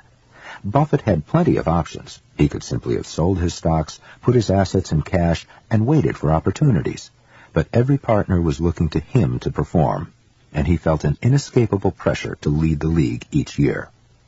The partnership liquidated all but two of its investments, Berkshire Hathaway and Diversified Retailing. Thus, each partner could take his proportional interests in Berkshire and Diversified in stock, or opt to cash out. Buffett would take the stock. He wrote, "I think both securities should be very decent long-term holdings, and I am happy to have a substantial portion of my net worth invested in them." He urged his partners to think of Berkshire, which was by far the bigger of the two, as he did, as a business rather than as a stock. But his plans were a trifle obscure. On the one hand, he didn't think much of textiles. On the other, he liked the guy in charge. He allowed that it ought to grow at 10% or so a year, but avoided making a firm prediction. Moreover, though he expected to play a role in setting policy at Berkshire, his partner should understand that he was under no obligation should my interests develop elsewhere. Sam Stamen, an investor and bridge champion, figured that Buffett had played out his hand. He sold his Berkshire back to Buffett at $43 a share. But many partners hung on. They could not know what Berkshire Hathaway would become, nor how deeply Buffett was engaged in remaking it. But Buffett had made it plain that he was keeping his Berkshire. As the loyal Doc Angle saw it, that's all anybody had to hear if they had any brains. By the end of 1961, Berkshire was down to 7 plants. In the previous 3 years alone, it had plowed $11 million back into the business, and while its mills were enhanced, its business was not. Its regular plain weave fabrics were commodities, indistinguishable from those of any other manufacturer. When competitors flooded the market, Berkshire was helpless. Thus, in 1962, the year that its modernization was complete, it suffered a crushing $2.2 million loss. On Wall Street, Berkshire's stock was out of favor. Richard M. Tillotson, a security analyst with Value Line, had recommended the shares at the beginning of 1955 at a price of 14 3/4. From then on, Tillotson had suffered through years of oversupplied markets and shuttered mills. By early 1963, the stock was at 8 1/8, down 45% from his original call. But hope in the breast of a textile analyst never dies. In March 1963, Tillotson reported that the outlook for Berkshire now appears more promising than it has for a considerable time. In June, he crawled without his shell and predicted a modest quarterly profit. Alas, in September, he was forced to postpone his hopes once more. Berkshire is not now expected to break into the earnings column, as was earlier thought possible, because the rapid movement of many cotton textile producers into blended fabrics has caused temporary price weakness. No profit now on account of temporary weakness, and so it had been for 8 long years. According to economic theory, when a company is so mismanaged, sooner or later an investor will decide that he can do no more with its assets and take it over. It happened that Buffett had run across Berkshire at the same time as Richard Tillotson, when he was working for Graham Newman in the 50s. Buffett was merely an observer of the company's troubles until late in 1962, when the stock fell below $8 a share. Since Berkshire had $16.50 per share of working capital, it seemed to be a bargain, and Buffett bought some stock via his partnership. However, he had no thought of a takeover. He approached it as he did any other stock, assuming that he would hold it for a couple of years or so. But with Buffett's interest piqued, Daniel Cowan, a New York broker friend, found several large blocks of stock for him. By 1963, Buffett Partnership was the company's biggest shareholder. For a while, Buffett was able to keep his identity as a shareholder secret, and Cowan, playing the role of Buffett's stalking horse, took a seat on Berkshire's board. Then word leaked out that Cowan's client was Buffett. Stanley Rubin, the Berkshire sales executive who knew Buffett, called to see if he was planning to buy more. Buffett said coyly, "I may, or I may not." Still, nobody seemed to realize that Buffett might be up to something. A short time later, Buffett visited the mill. When he found that Jack Stanton, son of Seabury Stanton, who had fruitlessly spent a fortune modernizing the mills, had copies of Berkshire's financials going back to the 1920s, he got very excited and quickly made copies of them. Then he asked to see some of the plants. Jack recalled, "I was very busy, so we sent Ken Chase with him." This was the mistake of Jack's life. Ken Chase was already being considered as a candidate to succeed Seabury, though of course neither Seabury nor his son Jack, who coveted the throne for himself, had any idea of it. Chase, an unpretentious late 40-ish chemical engineer who drove a Chevrolet, was also a local boy. He had attended something called the New Bedford Textile School, joined Hathaway in 1947 to work on synthetic fibers, and worked his way up to the lofty position of vice president of manufacturing. For 2 days, the square-jawed Chase took Buffett through the mills. According to Chase, Warren asked questions like crazy about the marketing, the machinery, about what I thought should be done, where I thought the company was going, the technical end of it, what kind of products were we selling, who we were selling to. He wanted to know everything. Chase spoke candidly about the company's problems, and Buffett decided he had found his man. Buffett didn't say much, But when the tour was over, he dropped an intriguing clue. "I'll be in touch with you, Ken." Meanwhile, Seabury Stanton finally sensed that he was under siege. In 1964, Berkshire made repeated offers to buy back shares, thereby raising the proportion of stock under Stanton's control. Buffett was on the brink of selling out to him, but he thought that Stanton was chiseling him on the price. They were 3/8 of a point apart, or Buffett would have sold, according to Charlie Munger. It was an absolute accident that Berkshire became his vehicle. In early 1965, Ken Chase got a call. Buffett had something to discuss with Chase and wanted Chase to meet him at the Plaza Hotel in New York. It was one of the first fine days of spring. Buffett and Chase walked to the little park in front, and Buffett bought a couple of ice cream bars on sticks. Wasting no time, Buffett said, "I'd like to have you become president of Berkshire Hathaway. How do you feel about that?" Ken Chase was 48. The man who was proposing to catapult his career was 34. By the time Chase could blurt out his consent, Buffett added that he had enough stock to pull it off at the next directors' meeting, and that Chase should keep quiet in the meantime. As regards Berkshire's future, he said, "Figure out what you'll need. It'll be your baby." Buffett was finished with him in 10 minutes. Chase left in a state of shock. Sometime later, Buffett explained to Chase the basic theory of return on investment. He didn't particularly care how much yarn Chase produced, or even how much he sold, nor was Buffett interested in the total profit as an isolated number. What counted was the profit as a percentage of the capital invested. This was the yardstick by which Buffett would grade Chase's performance. During the first 2 years of the Buffett-Chase regime, textile markets boomed. Profits were earned. However, they were not reinvested in textiles. Chase trimmed inventories in fixed assets, which Buffett demanded, and the company's cash position grew. Buffett paid out a meager 10-cent dividend in 1967, but quickly thought better of it. From then on, Buffett hung on to the money, just as he had said he would. To Berkshire shareholders, most of whom lived in New England, there was no outward sign that the big decisions were being made in Omaha. The headquarters remained in New Bedford, and the annual reports were signed by President Ken Chase and Chairman Malcolm Chase, no relation. But a close reader of those reports might have wondered at the hand behind the tiller. The company has been searching for suitable acquisitions within and conceivably without the textile fields, Berkshire announced. Shortly after those words were written, Buffett struck. For some time he had been studying an Omaha insurance firm, National Indemnity Company. The majority owner was Jack Ringwalt.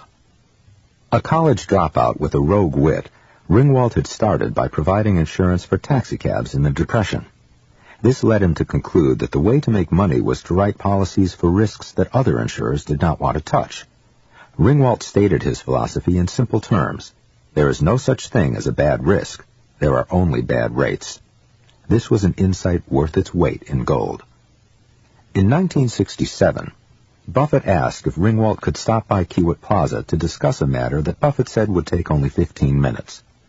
By then, Buffett had learned from Charles Hyder, an Omaha broker, how much it would take to persuade Ringwalt to part with National Indemnity. "How does it happen that you never sold your company?" Buffett asked. "Because only crooks and bankrupt people have wanted it." "What other reason?" "I would not want the other stockholders to take less per share than I would receive myself," Ringwalt replied. "What else?" Buffett prodded him. "I would not want my employees to worry about losing their jobs." "What else?" Buffett insisted. "I would want it to remain in Omaha." "What is your stock worth?" Buffett asked, getting to the point. "The market value is $33 per share, but the stock is worth $50. "I will take it," Buffett said. The total price was $8.6 million. The apparent riddle was why a New Bedford fabric mill would want to acquire an Omaha insurance company. But Buffett did not think of Berkshire as necessarily a textile company, but as a corporation whose capital ought to be deployed in the greenest possible pastures. Whereas textiles, which required reinvestment in plant and equipment, were cash-consuming, insurance was cash-generating. Premiums were collected up front. Claims were paid out only later. In the interim, an insurance company could invest the funds, known in the trade as the float. Traditionally, insurers had managed their float conservatively, keeping far more capital than needed. But Buffett thought that float from insurance could be as dynamic as rocket fuel. Float was merely money, and an insurance firm was, in effect, a conduit for investable cash. Buffett's view would soon be a commonplace, but at the time, insurance was a backwater. Many insurance companies didn't even bother to publish their earnings, and few investors were interested in seeing them. Charles Hyder, who brokered the deal, said, "Buffett understood float before anyone in the country." Once Buffett had gobbled up National Indemnity, Berkshire had a stream of funds for him to play with. In successive years, Berkshire acquired Sun Newspapers of Omaha, a group of weekly papers, and the far bigger Illinois National Bank and Trust in Rockford, Illinois.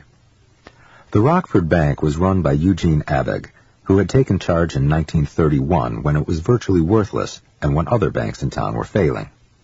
Most older entrepreneurs, such as Abegg, are eager to retire when they sell out, and the new owners, while praising their storied careers, usually are anxious to show them the door. Buffett was different. Running a bank, a claims office, or a retail chain was out of his arc, and he had no desire to try. Indeed, he felt, if he didn't like the way the business was run, why buy it? He looked for a type, the self-starter with a proven record. What is interesting is that they stuck with him. Abegg, who was 71 when he sold to Buffett, continued to manage under Buffett's ownership, as did Jack Ringwalt at National Indemnity. Abegg would run the bank until he was 80. None of these multimillionaires needed to work, but Buffett understood that most people, regardless of what they say, are looking for appreciation as much as they are for money. He made it clear that he was depending on them, that he underlined this by showing admiration for their work and by trusting them to run their own operations. As Buffett plowed Berkshire's capital into insurance, banking, and publishing, he continued to siphon it out of textiles. In 1968, 3 years after promising to sell the same goods from the same plants, he closed the smaller of Berkshire Hathaway's mills in Rhode Island, which was irreversibly tied to cotton fabrics and was doomed by the dwindling market for such niceties as petticoats and dress stiffeners. In 1970, with the dissolution of Buffett Partnership, Buffett personally became the owner of 29% of Berkshire's stock. He installed himself as chairman and for the first time composed the letter to shareholders in Berkshire's annual report. Writing to the investors, Buffett used the same yardstick as he had in private with Ken Chase, the return on equity capital. That is, the percentage profit on each dollar invested. Buffett was extremely consistent about such things. He did not have one yardstick in Kiewit Plaza, another in New Bedford, and another for the public. In 1970, Berkshire's profits from textiles were a laughable $45,000. Meanwhile, it earned over $2.1 million from insurance and $2.6 million from banking, both of which at the start of the year were working with roughly the same amount of capital as textiles. Of course, the question of whether Buffett, an outsider, would close the mill had hung over him from the start. Malcolm Chase claimed that he knew from day one that Buffett didn't have any intention of putting more money into the brick and mortar of textiles. According to Buffett's capitalist credo, he probably should have closed the mill. But viscerally, he felt an affection for this relic of a factory, whose past seemed oddly more alive than its future. He was willing to tolerate a mediocre return as long as the mill didn't become a drain on cash and require him to put in more capital. Spiritually, though no longer financially, the Hathaway mill embodied the New England work ethic that Buffett revered. So Buffett made a Faustian pact with his conscience, his comfort, and his wallet. Textiles would be bled to the bone, but the looms on Cove Street would continue to hum. Looking over Berkshire's brokerage activity in the depressed market year 1973, one has an impression of Buffett sweeping down the aisles of a giant store, here grabbing National Presto Industries, there Detroit International Bridge, in the other lane Sperry and Hutchinson. On it went, U.S. Truck Lines, Munsingware, Handy and Harmon. As the market fell, he raced down the aisles all the faster. J. Walter Thompson, Coldwell Banker, Dean Witter, King's Department Stores, Morse Shoe, Ford Motor, Pick and Save, Mitchum Jones and Templeton, Grand Union, Studebaker Worthington. He would run his finger down the price-earnings column of the stock table, and practically every PE was in single digits. It was one of those rare times on Wall Street. America was being given away, and nobody wanted it. Buffett's reaction was instinctive. Be greedy when others are fearful.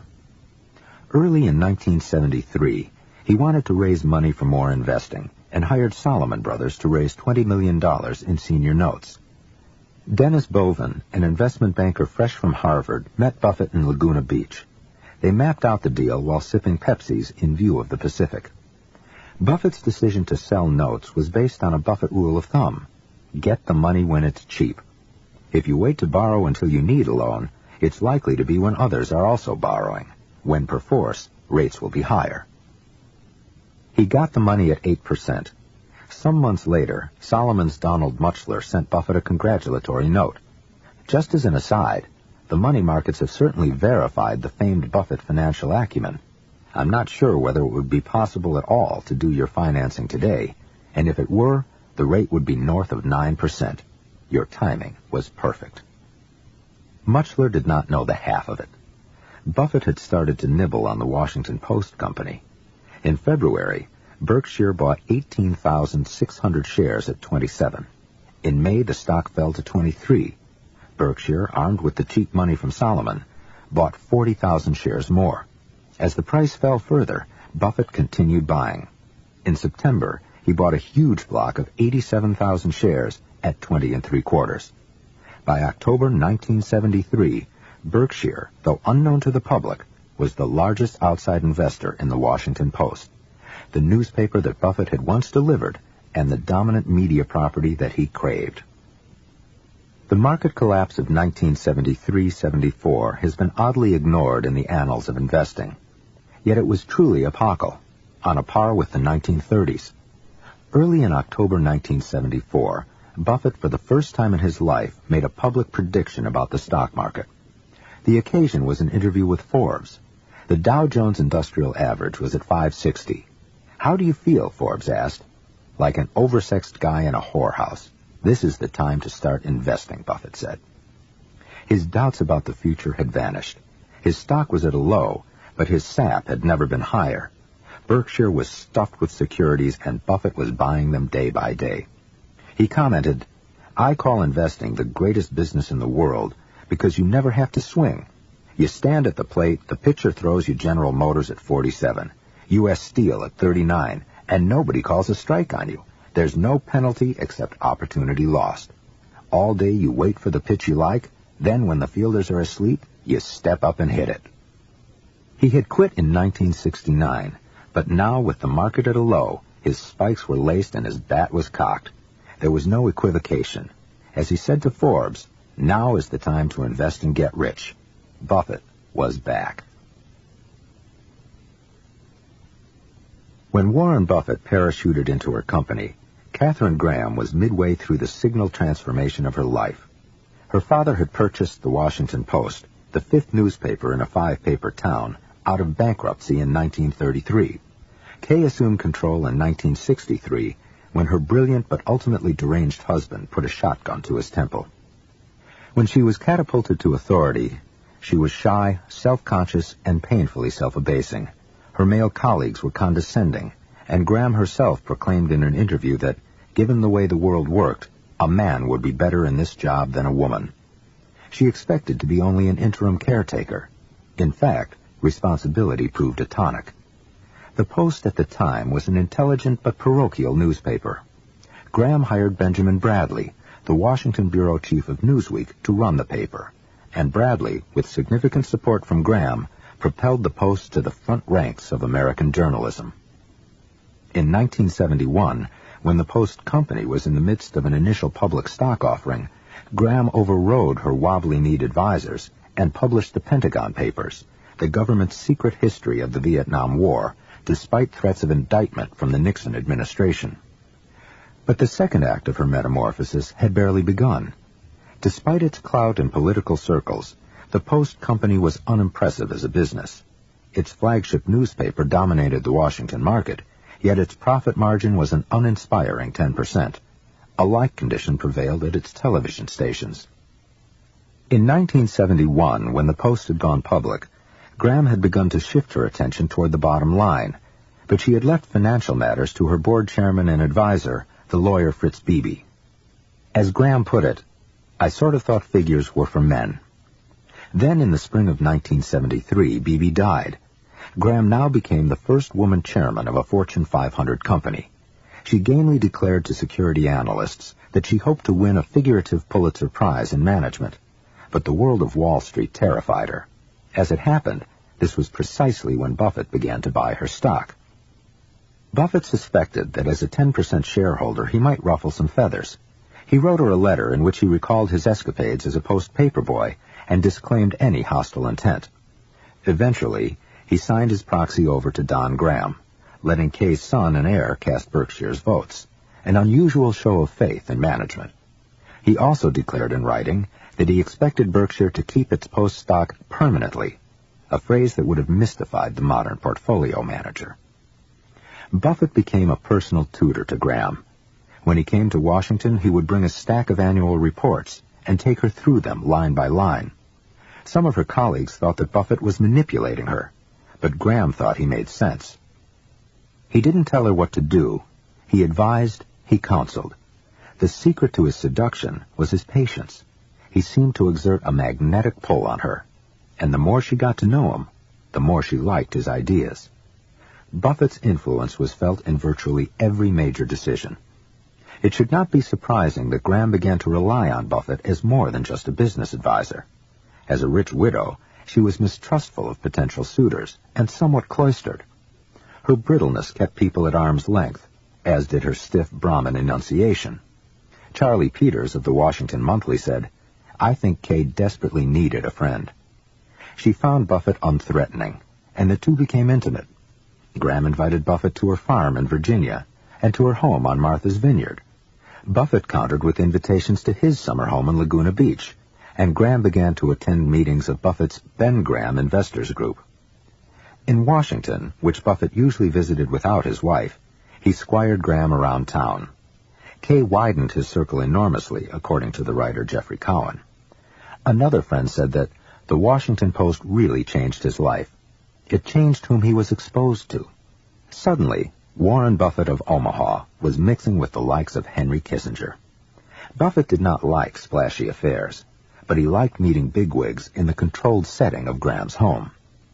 Susie was very relaxed about Warren's having women friends. When someone called her attention to all the time that Warren was spending in Washington, Susie replied, Susie could say such things without blushing, that she wasn't interested in the form of things, but in the purity of your heart. When the Buffetts were in Washington, both of them stayed at Graham's. But by the mid-70s, the Buffetts' lives had become somewhat disjointed. Buffett sensed that his wife needed a Washington Post in her life.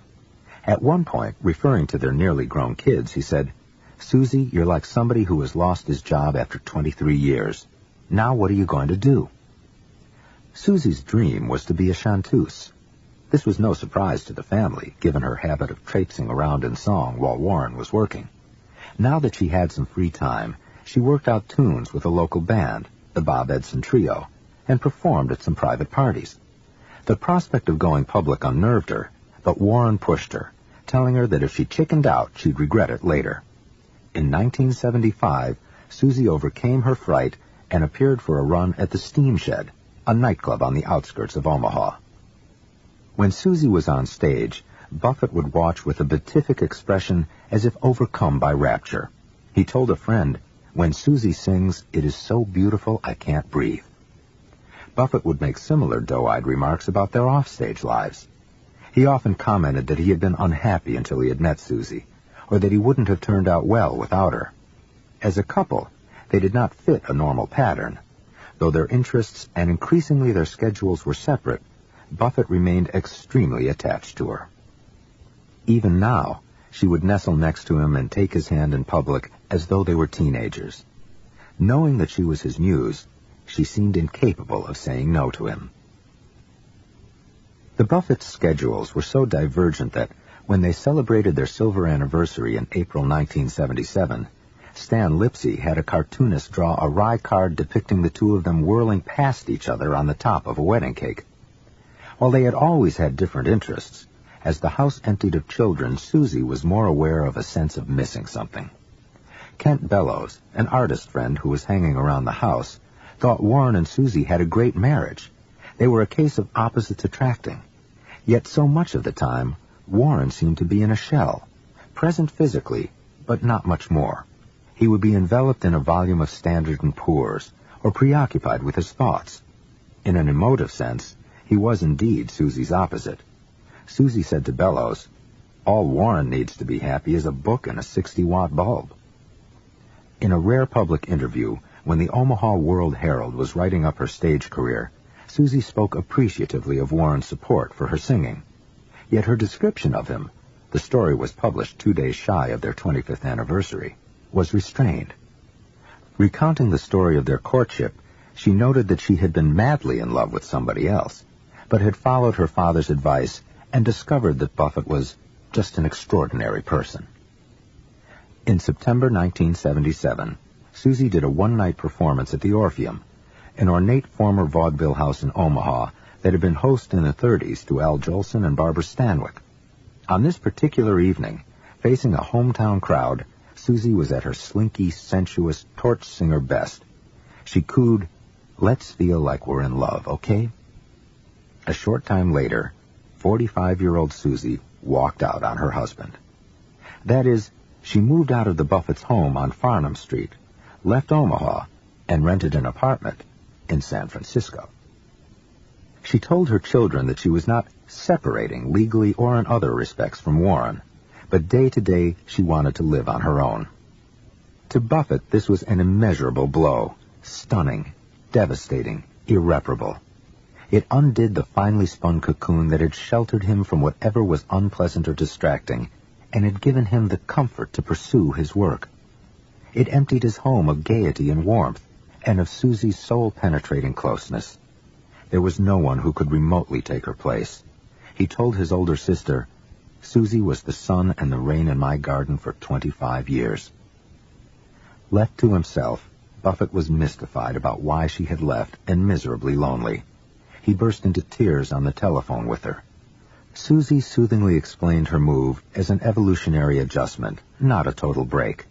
They still could talk on the phone, travel together, even share regular vacations in New York and Laguna Beach. She talked and talked to him. They were still husband and wife, she assured him. But the gist of it was, we both have needs. Among the Buffett's family and friends, who had tended to idealize the Buffett household, there was a sense of shock and also sadness. But Warren and his wife were not in the ordinary sense broken. Though Susie was in California, they talked to each other virtually every day. At Christmas, they reunited with their kids at the beach house in Laguna. In the spring, Warren and Susie took their usual 2-week trip to New York. Things got easier, his daughter said, as Buffett came to realize that his life was not so very different. Implicitly, it was the prospect of change that terrified him. He considered moving to Southern California, nearer to much of his family, but couldn't bring himself to do it, partly because it would mean working without his bland but faithful longtime secretary, Gladys Kaiser. In a larger sense, he was loath to change his routine, leave the familiar, or reinvent himself in any way. Susie sheltered Warren more than anyone. She still cared for him, and in her own way she was as good at weaving a web around people as her husband. Susie even suggested to several women in Omaha that they call Warren for a movie, or maybe fix him dinner. One of those women was Astrid Menks, a blonde, soft-spoken 31-year-old waitress at the French Cafe. Astrid fixed Buffett a couple of homemade soups and began to look in on him. Susie gave them a push. If anyone in Omaha moved in different circles than Buffett did, it was Astrid Menks. Born in Latvia, she had come to Omaha as a girl. She lived in a loft in the Market District, an arty neighborhood in transition from head shops to cappuccino bars. Within a year of Susie's moving out of Buffett's home, Astrid moved into it. Warren's new arrangement baffled everyone. There was talk that Buffett had hired her as a cook, but in fact, they were a couple from the start. Temperamentally, Astrid and Buffett suited each other. They had a kidding, easy way together. While Buffett was looking for bargain stocks, Astrid would stalk the junk stores or scavenge the supermarkets looking for bargains on the millionaire's Pepsi-Cola. When Buffett was in his study, Astrid would be in the garden. She liked being at home and she freed him from having to think about the practical details of living. Remarkably, she also got to be chummy with Warren's wife. When Susie came to Omaha, she and Ostrid did lunch, though Susie did not stay at Farnham Street. At an annual meeting of Berkshire Hathaway, the two women sat side by side, making small talk while their common friend presided on stage. This most unlikely trio developed a rhythm. Ostrid took care of Buffett day to day. Susie was with him if Buffett was accompanied outside of Omaha. In New York and California, Warren and Susie saw their usual friends. Also, at any formal occasion, such as the biannual meetings of Buffett's Ben Graham Investors Group, Buffett brought his wife. Feeling the pressure of having to support two households, he complained to Charles Hyder, an Omaha broker, "Everything I got is tied up in Berkshire. I'd like a few nickels outside." In the late 70s, he bought a few stocks for his own account. He was a bit more of a swinger with his personal money. For instance, in the case of Teledyne, Buffett invested in options, a strategy with a higher chance of either failing or making a killing. According to one associate, he also bought copper futures, an outright speculation. It was almost frightening how easy it was, a Berkshire employee said. He analyzed what he was looking for. All of a sudden, he had money. When a friend suggested that Buffett try his hand in real estate, Buffett grinned, "Why should I buy real estate when the stock market is so easy?" According to the broker Art Rossell, Warren made $3 million like bingo. Even with his now immense fortune, Buffett continued to live simply, at least in Omaha. He drove his own car, a Lincoln, to the modest suite at Kiewit Plaza, where he and a staff of 5 ran the corporate affairs of Berkshire. His principal diversions were bridge, reading business books, and watching sports and talk shows. When he and Ostrid went out, it was usually to Garatz, an unprepossessing Omaha steakhouse owned by a former grade school classmate of Buffett's. Increasingly, though, Buffett's world, his friends, his companies, his writing, extended beyond Omaha. His 40th birthday party had been on a golf course in Omaha. For his 50th, in the summer of 1980, Susie threw a black-tie bash at the Metropolitan Club in New York. Susie the torch singer sang an ode to her man. There were tributes from cronies, ending with a poignant toast from Munger. Underneath the party-goers' merriment, there was probably no one in the great wood-paneled room who did not feel that Buffett in some way was to leave a mark. With his scuffed shoes, receding hair, and prominent beak, he looked more the professor than ever. Still slender, he had the unruly eyebrows of a thinker. Indeed, the reveler's affection was fused with an excitement, even a certain idolatry. Whosoever owned stock in Berkshire, now quoted at $375 a share, was getting rich. In 1982, Berkshire hit $750 a share. This gaudy number reflected the gain in Berkshire's stock portfolio, and that in turn was taking wing from developments in Washington. Paul Volcker, the Federal Reserve chairman, had been squeezing liquidity out of the system. The first effect was a recession, the second, an ebbing of inflation. By 1982, Volcker was sufficiently confident to loosen his grip on interest rates. The White House, meanwhile, was a picture of optimism. Where Berkshire once had not had any portfolio, by the end of 1983, it had $1.3 billion worth of marketable stocks, and it had all been assembled from the tiny stream of cash that Buffett had diverted from textiles. Berkshire's own stock was something to watch that year. It opened for trading at $7.75. By spring, it was 15 points shy of 1,000. On September 30th, it was quoted at $1,245. This, as it happened, was 12 points higher than the Dow. When Buffett had taken it over, Berkshire had been quoted at 18. The Dow at 931 had been 50 times higher. Now they were neck and neck. The Dow finished the year in game fashion at 1,259, but by then it was plainly visible in the rearview mirror. Berkshire had risen to $1,310 a share. Buffett suddenly was worth $620 million. According to Forbes, he was one of the richest Americans. By 1984, dramatic changes were afoot on Wall Street. At First Boston, a sleepy firm where 4 people had worked on mergers and acquisitions a decade earlier, a staff of 110 were cranking out deals by the hour, and the pace was accelerating. In 1975, Wall Street had racked up $12 billion in deals. In 1984, $122 billion. Investment bankers, long seen as staid, suddenly were objects of envy and resentment. Young, rich, smugly powerful in red suspenders, they indulged in battlefield metaphors and terrified Main Street executives. For a century, the street had provided financing at the behest of corporate clients. Now the tables had turned. Wall Street's matchmakers were seizing the initiative. Main Street was merely fodder for their deals. Hostile raids were being backed by a novel form of finance, the junk bond, which had been pioneered by the renegade Drexel Burnham Lambert, and which investors were accepting as payment for whatever inflated sum the raiders offered. Of course, speculation was not new to Wall Street, nor was merger mania, but the architecture of Wall Street had changed. Fortune 500 companies were now overwhelmingly controlled by professional shareholders, such as pension and mutual funds, and such investors uniformly took the high bid and ran. Once upon a time, at least at well-performing companies, the major shareholders' commitments to management had been a force inhibiting takeovers. By the mid-'80s, such commitments had the half-life of a cup of coffee. Buffett's entry in the grand game can be dated February 26, 1985. In Washington for a couple of days, Buffett got a call from Tom Murphy, his friend and the chairman of Capital Cities. "Pal, you're not going to believe this," Murphy began. "I've just bought ABC. You've got to come and tell me how I'm going to pay for it." Tall and balding, Murphy was almost irresistibly affable. He had an easy, unpretentious manner and addressed people as pal. After a stint at Lever Brothers, he had taken an $18,000 a year job with Hudson Valley Broadcasting, managing a bankrupt UHF station in Albany. The humble Hudson Valley, which broadcast out of a home for retired nuns, managed to acquire another station and went public in 1957 at 72 cents a share. A few years later, Murphy moved to New York, settling into a cozy brownstone office, and tapped Daniel Burke as his second in command.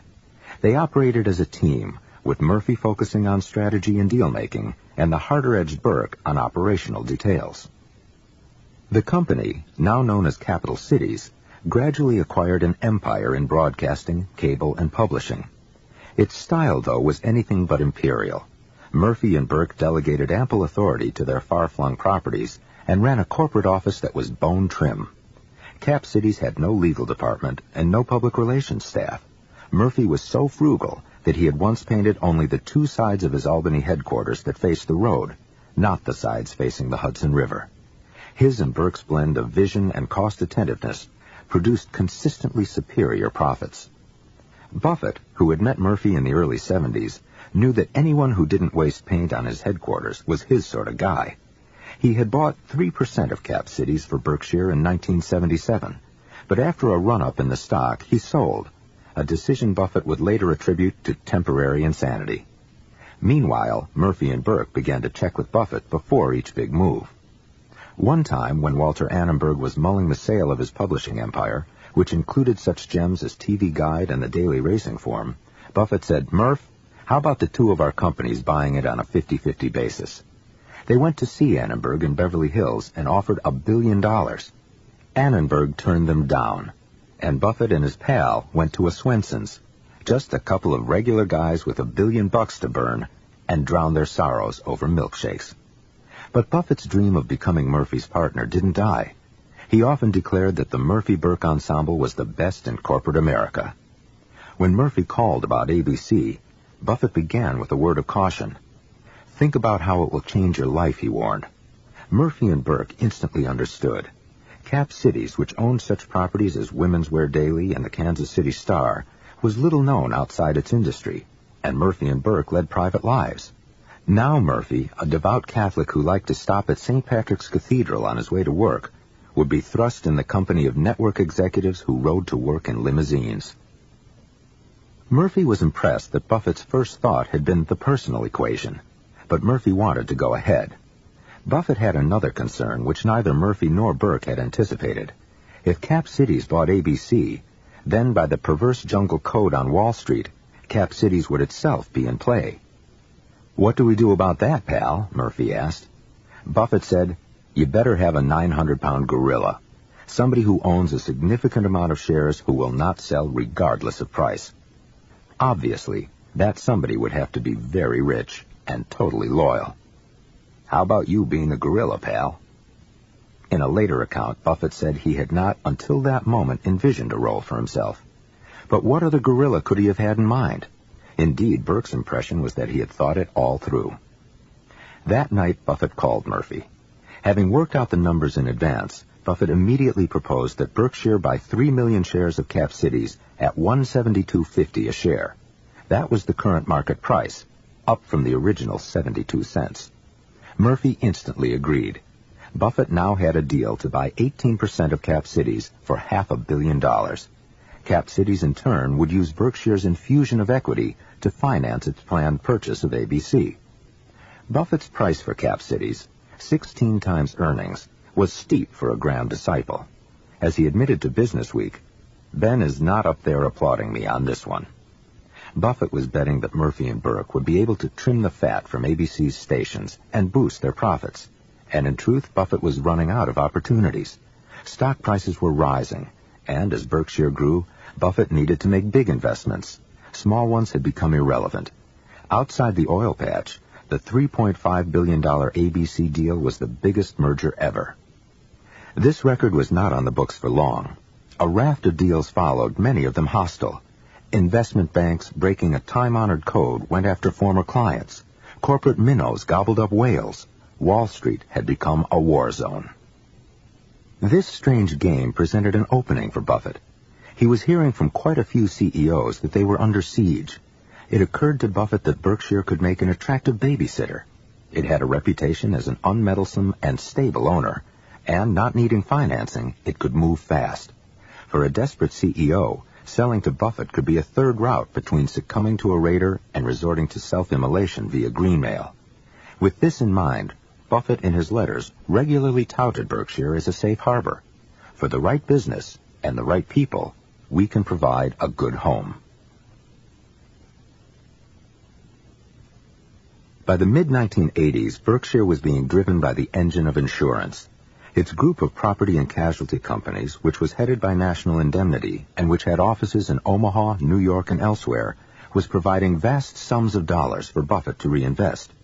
Those dollars, as he put it, were being traded for promises, cash today as against indeterminate future claims.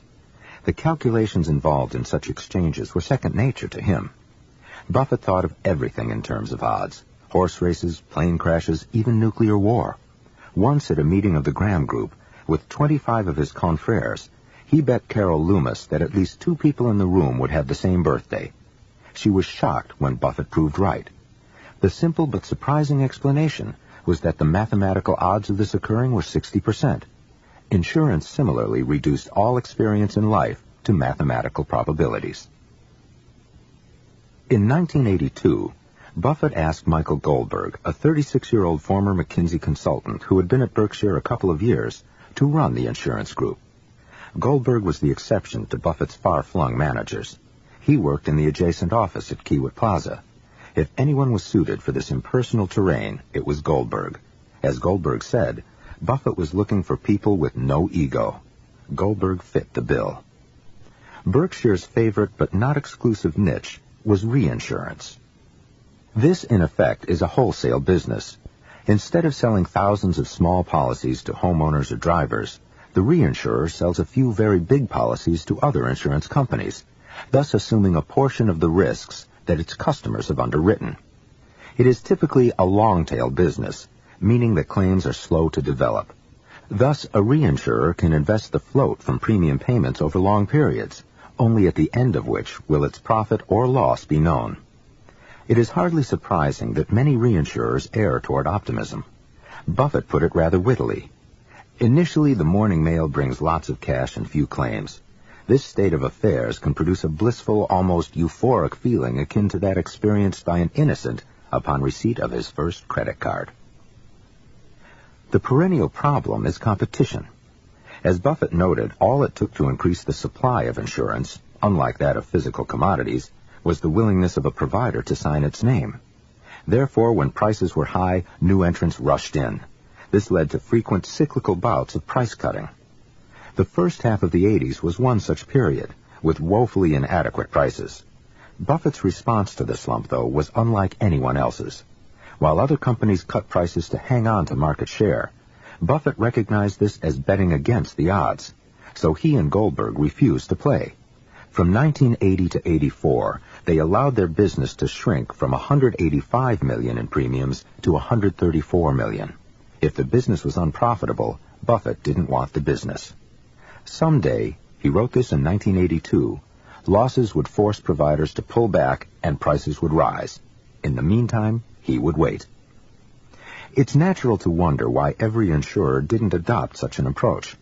Their shareholders and their management had been schooled on the principle of steady growth. To turn down business would violate the culture. At Berkshire, insurance operatives responded to a very different imperative. Constantine Iordanou, a division president in New York, said that when he wrote a policy, he was quite conscious that he was playing, as he put it, with Warren's checkbook. This tended to inhibit Iordanou from betting against the odds. In 1985, the insurance market did turn. The industry suffered severe losses and insolvencies, and many companies cut back the coverage they offered. The ability to provide insurance, in Buffett's phrase, is an attitudinal concept, not a physical fact. By 1985, both the attitude of insurers and their capital reserves were depressed, and prices soared. Buffett now reaped a double payoff for his prior conservatism. Big commercial customers realized that a promise from a potentially insolvent provider is no promise at all. There was a flight to quality, and Berkshire, which had 6 times as much capital as the average carrier, had the soundest balance sheet of any insurer in the country. Thus, just as prices became attractive, Berkshire was very much in demand. Berkshire was now in a position to write very big policies, thanks to its capital and to Buffett's attitude. He was perfectly willing to risk losing large amounts of money, even as much as $10 million on a single event such as a fire or earthquake, as long as the odds, the prices, were favorable. In the 1985 letter, one can hear him gloating. Now the tables are turned. We have the underwriting capability whereas others do not. In 1986, Berkshire's premium soared to $1 billion, 7 times the level of 2 years earlier. This translated to $800 million of float, dollars available for reinvestment, and to more than $1 billion the following year. By 1987, Berkshire was stuffed with cash. However, it was far from clear what Buffett would do with it. He would rather buy a good stock than a good jet, he quipped, but he could not find one that was cheap enough. The bull market was in its heyday. In the spring, when Berkshire staged its annual meeting, the Dow was at an eye-opening 2258, and Berkshire at 3,450 a share. Buffett had quietly sold every stock in the portfolio, save for the permanent 3, Cap Cities, Geico, and Washington Post. But he was stumped for a place to reinvest. Throughout the spring and summer, the stock market rally continued. In July, the Dow hit 2,500. In August, 2,700. There were snickers from the bulls. Those, such as Buffett, who were on the sidelines, were missing the rally of the century. Shares of Berkshire touched a new high, $4,270 a share. It hardly mattered. As in 1969, Buffett was shoveling money into municipal bonds. He had no decent alternative. Then he got a call from John Goodfriend, the chief of Salomon Brothers. During the summer, Buffett had mentioned that he might be interested in buying stock if Salomon's shares got cheaper. Though the stock had dropped by 1/3, it wasn't at Buffett's level yet. But the business was having trouble, and Salomon's biggest shareholder, Minerals and Resources Corporation, or Minorco, was making restive noises. Minorco, controlled by South Africa's Harry Oppenheimer, had retained Felix Rohatyn, the investment banker, who had let it be known that Minorco was anxious to sell. Though Minorco was sitting on 14% of his company, Goodfriend had let the matter drift, a fatal habit. Then, in mid-September, he learned that Rohatyn had found a potential buyer. Goodfriend was stunned to learn the buyer's identity, Ronald Perlman's Revlon. Goodfriend agreed to meet Perlman, who assured him that his intentions were friendly and that he would want Goodfriend to stay. However, Perlman added that he would want 2 seats on the board and intimated that he might buy up to 25% of the stock. Goodfriend was cool. Minorco would sell to the first bidder that offered it a premium. Salomon could not itself afford to buy the stock, and Perlman was ready to pay $38 a share. The market price was in the low 30s, or roughly $700 million. This was early in the week of Monday, September 21st. Rohatyn figured that Salomon had until the weekend to find another investor. Goodfriend called Omaha. Buffett arranged to meet Goodfriend and Gerald Rosenfeld, Salomon's chief financial officer, a night or two later in New York at the office of lawyer Marty Lipton, Goodfriend's advisor. Buffett loped in tout seul with a newspaper under his arm and a white and blue seersucker, the lining of which was torn. Seeing his slouched frame, Rosenfeld drew a breath. This was Salomon's savior? Buffett and Goodfriend went off by themselves to feel each other out. After half an hour, Rosenfeld joined them, and Buffett began to ask him about Salomon's prospects, including where he thought the stock would be in 5 years. While they both agreed that the mid-60s was a likely number, Buffett thought Salomon too dicey for him to buy the common stock. However, he was willing to invest in a convertible preferred, as long as Berkshire could expect to make an after-tax annual profit of 15%. As they talked, it became clear that Buffett had the terms of such an issue in mind. Convertibles are the half-breeds of Wall Street. They have attributes of a bond, a fixed coupon and security of principal. They also enable a holder to convert to common stock. They are aptly described as treasury bills with a lottery ticket attached. The holder has a safe investment and a chance to make a killing, though not as big a profit as an ordinary common. Buffett insisted that Berkshire get a 9% coupon and a pair of seats on Salomon's board, one for him, one for Munger.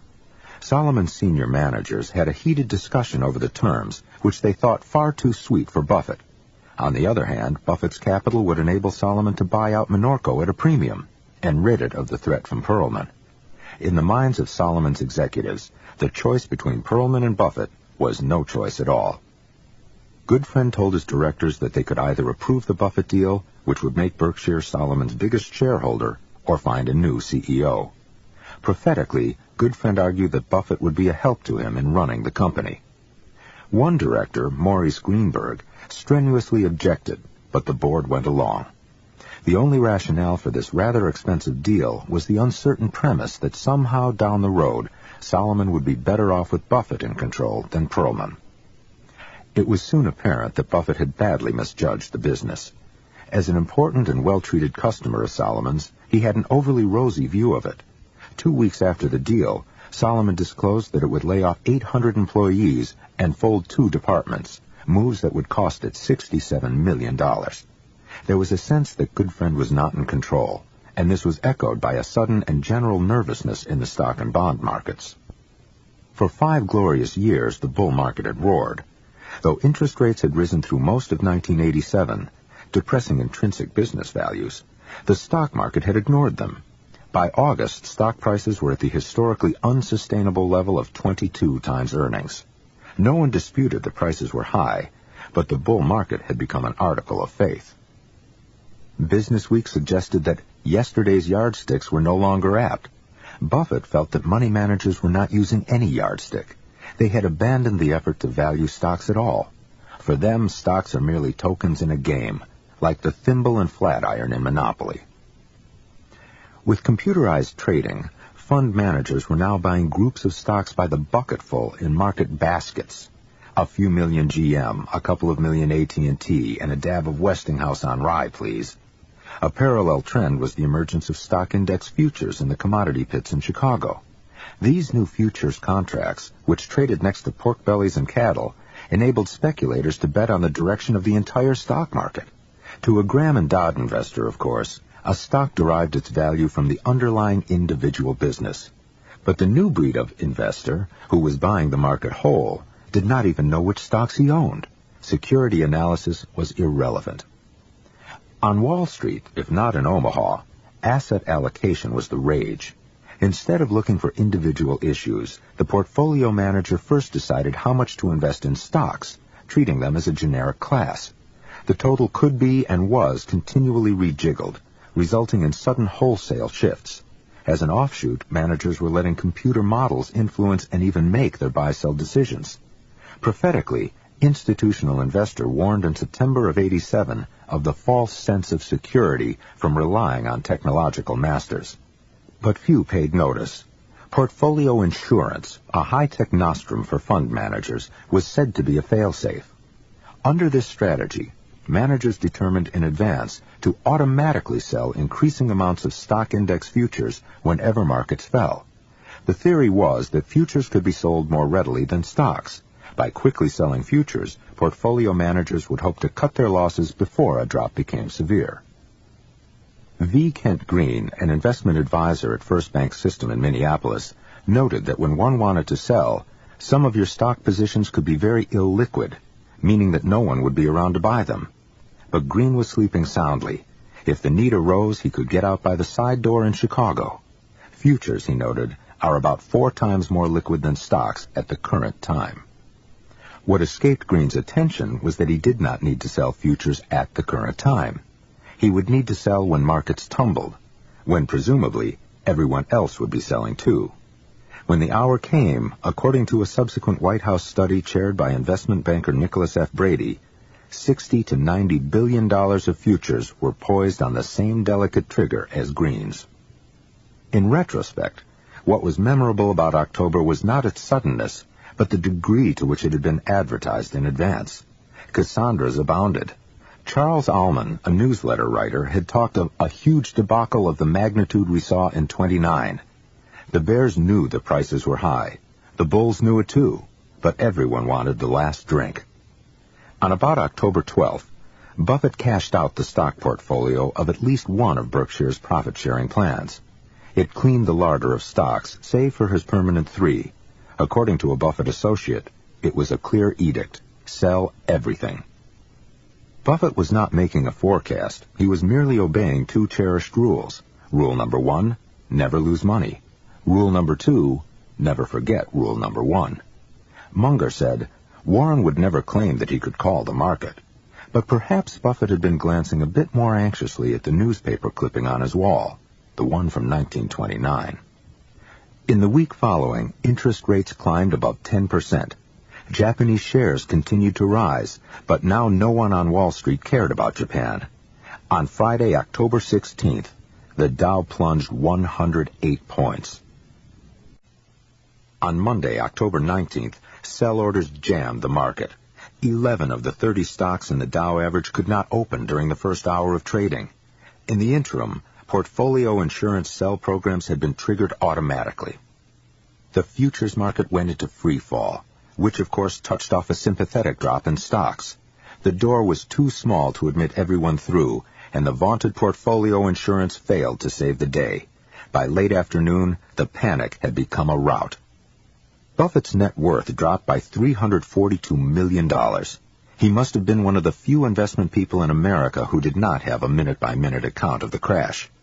At one point, Buffett went into Mike Goldberg's office and calmly told him where Berkshire was trading. Then he went back to his desk. Compared with Black Thursday, the great collapse of '29, Black Monday was oddly hollow. No depression or other economic tide followed in its wake. At first it was thought that the crash would prove a socio-economic milestone. Columnists cheered the end of the casino era, and especially of the nouveau riche captains of investment banking. But after a brief pause, Wall Street rolled on. Indeed, in 1988, bankers would cut more deals than ever, and stocks would recoup most of their lost ground. The crash seemed to leave no footprint, save for the jagged slant on the screens of traders. Its meaning was evident only on a small scale. A week before the fall, Berkshire had traded at $4,230 a share. On Friday the 16th, it closed at $3,890. In the madness of Monday, it fell to $3,170. Berkshire had been worth close to $5 billion, laboriously built up over 22 years. Nothing in the company had changed, yet in the space of a week, 25% of the company's market value had been wiped out. A quarter of the fruits of a generation's work had vanished. Something was wrong. In the fall of 1988, Coca-Cola noticed that somebody was buying its stock. Roberto C. Goizueta, the chairman, and Donald Keough, the president, were more than mildly curious about who it was. The stock had fallen 25% from its pre-crash high, and the mysterious investor was gulping down shares by the caseload. When Keogh saw that a broker in the Midwest was doing the buying, he suddenly thought of a former neighbor of his in Omaha. "You know," he told Goizueta with a start, "it could be Warren Buffett." Goizueta urged Keogh to call him. Buffett asked Keogh to stay mum until he was required to disclose his stake. In the meantime, he continued to accumulate the stock. By the next spring, Berkshire had acquired over $1 billion worth, or 7% of the Coca-Cola Company, at an average price of $10.96 a share. When the news broke, Buffett passed it off on his cherry Coke dependency, quipping that the investment was the ultimate case of putting your money where your mouth is. Otherwise, he was Delphic. A Wall Street analyst termed it a very expensive stock, but in a mere 3 years, Buffett's stake in Coca-Cola would soar to an astounding $3.75 billion, roughly the value of all of Berkshire when it had begun investing in Coca-Cola. What happened to Coca-Cola in those 3 years? Income per share rose 64%, a heady gain, but hardly enough to justify the near quadrupling of its stock. What did the trick more nearly was a sea change in Wall Street's perception of the business. It suddenly dawned on investors that as popular as Coke was, it had barely scratched the surface in the planet's most populous regions. The average American was guzzling 296 Cokes a year, compared to only 39 drinks for the typical foreigner. And Coca-Cola was rushing to close the gap, aggressively expanding in markets such as Eastern Europe, France, China, and the entire Pacific Rim. It was already earning more in Japan than it was at home. In places such as Indonesia, where the per capita intake was only 4 Cokes a year, the potential was vast. Keogh crowed, "When I think of Indonesia, a country on the equator with 180 million people, a median age of 18, and a Muslim ban on alcohol, I feel I know what heaven looks like." By 1991, judging from its stock, Wall Street did too. But what had inspired Buffett to become the biggest single owner of Coca-Cola just before its surge? What had inspired him to invest more, much, much more, in Coca-Cola than in any previous stock? Was it just a lucky dart? Or was it, as Buffett maintained, as close to a sure thing as he had ever seen? Many of his previous investments had hinged on specific events or on values that could be tabulated from a balance sheet. Coca-Cola was different. Buffett couldn't derive its value from the balance sheet. He couldn't compute the value, but he could see it. Buffett's guides to finding a stock could be summarized quickly. Pay no attention to macroeconomic trends or forecasts, or to people's predictions about the future course of stock prices. Focus on long-term business value, on the expected cash flow down the road. Stick to stocks within one's circle of competence. For Buffett, that was often a company with a consumer franchise. But the general rule was true for all. If you didn't understand the business, be it a newspaper or a software firm, you couldn't value the stock. Look for managers who treated the shareholders' capital with owner-like care and thoughtfulness. Study prospects and their competitors in great detail. Look at raw data, not analyst summaries. Trust your own eyes, Buffett said. But one needn't value a business too precisely. A basketball coach doesn't check to see if a prospect is 6'1" or 6'2". He looks for 7-footers. The vast majority of stocks would not be compelling either way, so ignore them. Merrill Lynch had an opinion on every stock. Buffett did not. But when an investor had conviction about a stock, he or she should also show courage and buy a ton of it. Buffett did that. After the Cap Cities deal, he sat for 3 long years without buying a single common stock. And then when Coca-Cola fell to attractive levels, he staked 1/4 or so of Berkshire's market value on that one stock. After Buffett invested in Coca-Cola, he became one of its directors, but his role on the board was passive. In short, anyone could have bought the stock when he did and gotten the same result. Yet Wall Streeters were dubious that much could be learned from Buffett. They maintained that he got his ideas from a network of tipsters that they, of course, could not hope to crack. As an Omaha broker said with a knowing air, Warren had the best network. This fulfilled the hoariest of Wall Street cliches, that the little guy was no match for the savvy pro. A few of Buffett's negotiated deals, such as Solomon, did arise from personal connections, and Buffett's circle of such contacts was extensive. But most of his investments were market-traded stocks, and, in fact, he instructed his brokers not to distract him with their hot ideas. According to Munger, He used his contacts to investigate prospects after he had a lead. Buffett kept insisting that he had no mysterious shortcut, no crystal ball. Most of what Buffett did, such as reading reports and trade journals, the small investor could also do. He felt very deeply that the common wisdom was dead wrong. The little guy could invest in the market, so long as he stuck to his Graham and Dodd knitting. But people, he found, either took to this approach immediately or they never did.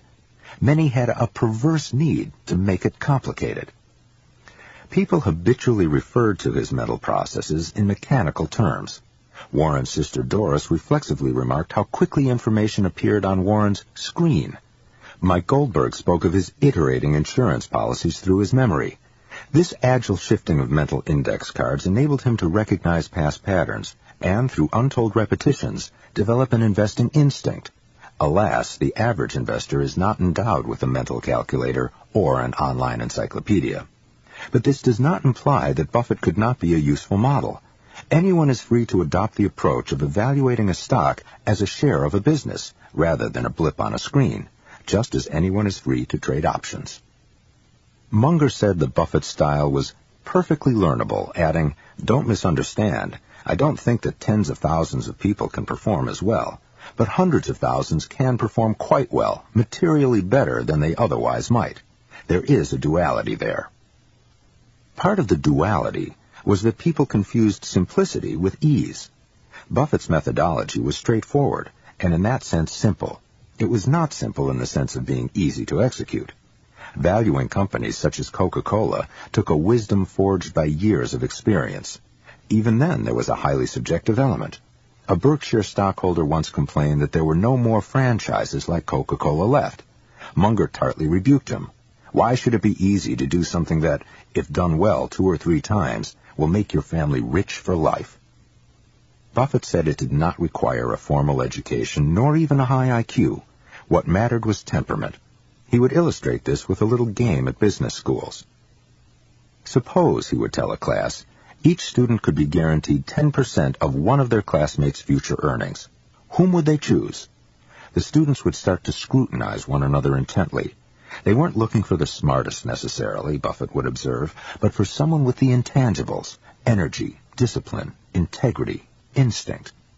What mattered most was confidence in one's own judgment, from which would flow the Kipling-esque cool to keep one's head when all about you are losing theirs. In market terms, if you knew what a stock was worth, what a business was worth, then a falling quote was no cause for alarm. Indeed, before he invested in a stock, Buffett wanted to feel sufficiently comfortable so that if the market were to close for a period of years and leave him with no quoted price at all, he would still be happy owning it. This sounds extraordinary, but one's house is not quoted day by day, and most people don't lose sleep over its value. That is how Buffett looked at Coca-Cola. By the mid-'80s, not only was Salomon Brothers' traditional bond business soaring, but it was throwing its weight around in equities. It led the pack in underwritings and was enthroned by Business Week as King of Wall Street. Prophetically, the magazine added, if for some reason the company stumbles and profits dwindle, Salomon is the kind of place where the long knives could come out in a hurry. CEO John Gudfriend's towering pride suffused the firm. His traders believed that a single moral lapse would be their last. Imbued of old-school ethics, Gudfriend turned away clients that he deemed unsavory and rejected deals that he thought unsound. And yet, eventually, he caved in. Underneath, Gudfriend did not really have control. Departments were virtually unbudgeted. Salomon did not even have a chief financial officer until 1987. When the bond market collapsed that year, Gudfriend discovered too late that he had built a bloated staff. Since going public, the firm had tripled to 6,800 people. Gudfriend had poured capital into equities and investment banking, but had yet to earn a decent return on them. In an eerie foreshadowing, he told the New York Times, "My problem is that I'm too deliberate on people issues." Increasingly, Gudfriend sought his counsel outside the firm. By the late 80s, he was dialing Omaha a couple of times a week. Buffett, his biggest shareholder, was inevitably supportive, and as Gudfriend confessed to Institutional Investor, he trusted Buffett more than he did his partners.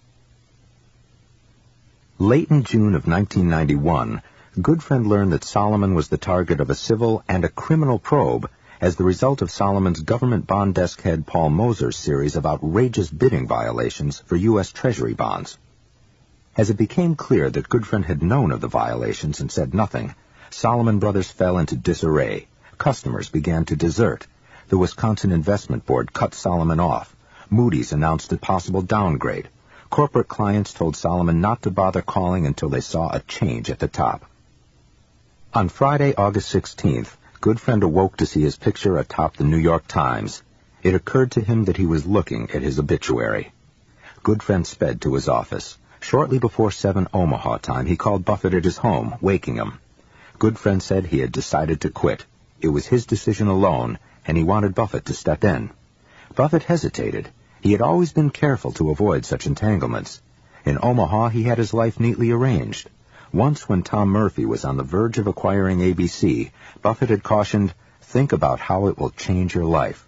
Undoubtedly, he now had the same thought about himself. "You've got to come to New York," Goodfriend insisted. "I just read my obituary. Look at the paper." "Well, let me think about it." The safe course would be to give Solomon a quiet burial.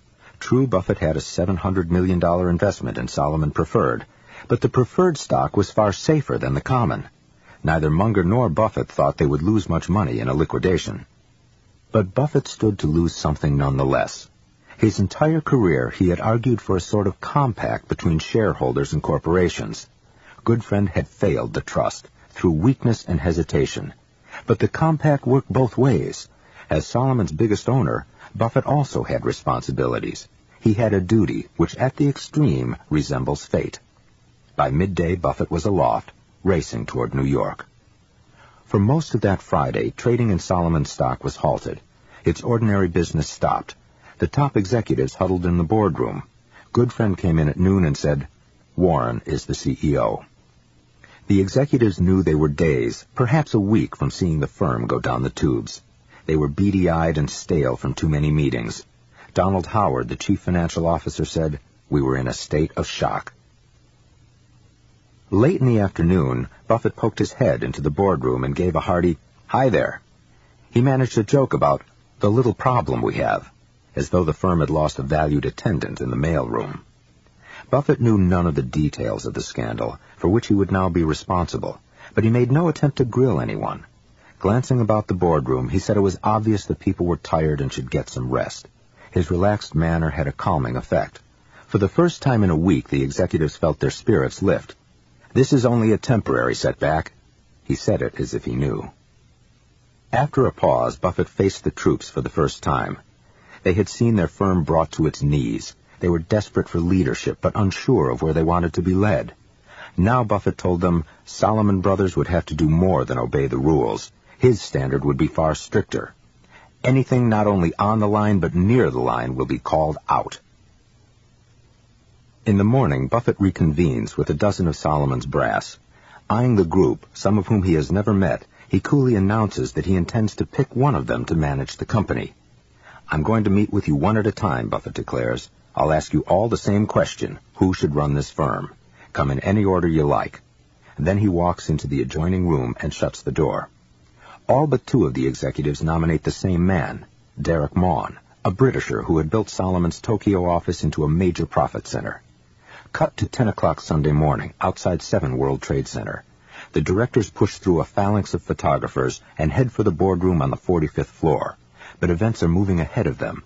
As they gather around the burled walnut table, the directors learn that the Treasury has just banned Solomon from its auctions. In the boardroom, Goodfriend has resigned, and Buffett has taken control. His sense of humor has left him, but he is running the meeting with his customary calmness and sense of purpose. For varying reasons, each of the directors is convinced that Buffett is the one person who has the combination of reputation, financial clout, experience, and inner strength to save the firm. All of his prior career, particularly his habit of making lonely decisions, now seems but a preparation for this moment. But Buffett is not certain that he wants the job. If Solomon remains on the Treasury's blacklist, Buffett will be little more than Solomon's undertaker. Munger is vehement that Buffett should refuse such an assignment. Around midday, Secretary of the Treasury Nicholas Brady calls. As Buffett ducks out of the boardroom, Munger snarls, "You'd be crazy to take it." Brady is at a summer home in Saratoga, where he has been trying to assess the damage to markets if the biggest firm on Wall Street fails. Buffett takes the call in a side room with antique pottery and lavender walls. He ticks off the changes at Salomon. Moser, fired. Goodfriend, resigned. Specific new procedures to prevent a recurrence. In addition, Buffett delivers a personal promise to clean house thoroughly. But if the Treasury cuts Salomon off, Buffett adds, it may not make any sense for him to become its chairman. The call breaks off without resolution. The board meeting lurches on until mid-afternoon, when Buffett is due in the auditorium for a press conference. As he exits the boardroom, he collars Derek Maughan. "You're the guy," he says with a nod. Salomon, the colossus of Wall Street traders, is now in the hands of a Midwesterner who once proposed a 100% tax on short-term trading and a one-time British civil servant and career administrator. Introducing himself and Maughan to the press, Buffett explains that he will be an interim unsalaried chairman for as long, but only as long, as it takes to get Salomon out of trouble. Then he delivers a bit of good news. Brady has just reversed himself and announced that Salomon may bid at Treasury auctions for its own account, though still not for customers. This is a limited but hugely important reprieve. For Salomon, the tough times are only beginning, Monday's Wall Street Journal intoned. One might have asked why they were beginning. The crime had been foiled. The perpetrator was gone. Yet the Journal proved sage. In Washington, regulators pledged a full-scale probe. Salomon's debt was downgraded. The firm remained frozen out of commercial paper markets, and more customers cut Salomon off. Individually, these blows were glancing, yet stitched together they wove a familiar thread. To wit, a scandal was in progress. Buffett struck back on several fronts. Early Monday, he distributed his home telephone number to Salomon's top managers, with a letter instructing them to call him at any sign of further misconduct. Though largely symbolic, this was a characteristically simple and powerful stroke. Most CEOs do not like to be called at their homes. The same day, he and Munger went to see Richard Breeden, chairman of the SEC, the lead agency investigating Salomon. Breeden, a regulatory hawk, was trying to expand the SEC's jurisdiction into the Treasury market.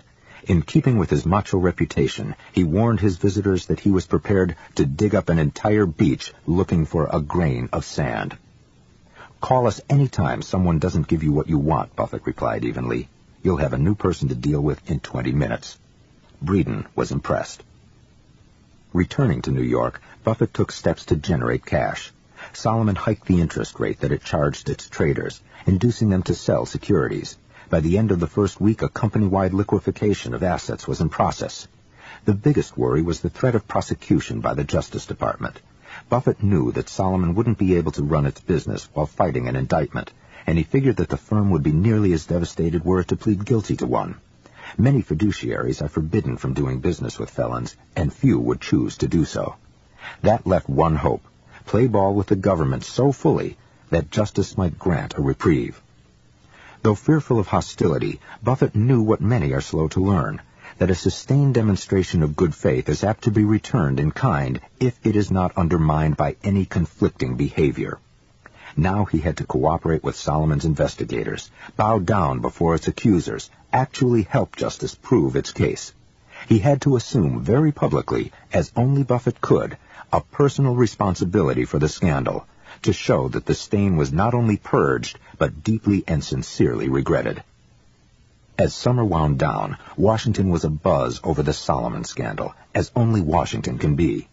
Representative Edward J. Markey, a Democrat from Massachusetts, having booked a hearing for 2 days after Labor Day, had bagged Buffett as the star witness. The Senate had scheduled a hearing for a week later. Buffett freely admitted that Salomon had been in the wrong, and persuaded the legislators that he was on their side.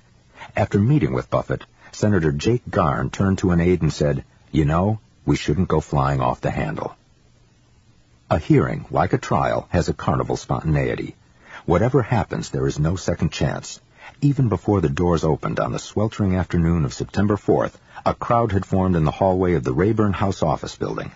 Then reporters, lobbyists, onlookers burst into room 2123. They filled the seats and stood in the aisles, the same hearing room where a glowering Michael Milken had pleaded the Fifth. Buffett loped his way to the dais, trailed by a score of photographers and cameramen. He shook hands with Chairman Markey, and there was a click-click-clicking like a swarm of summer cicadas.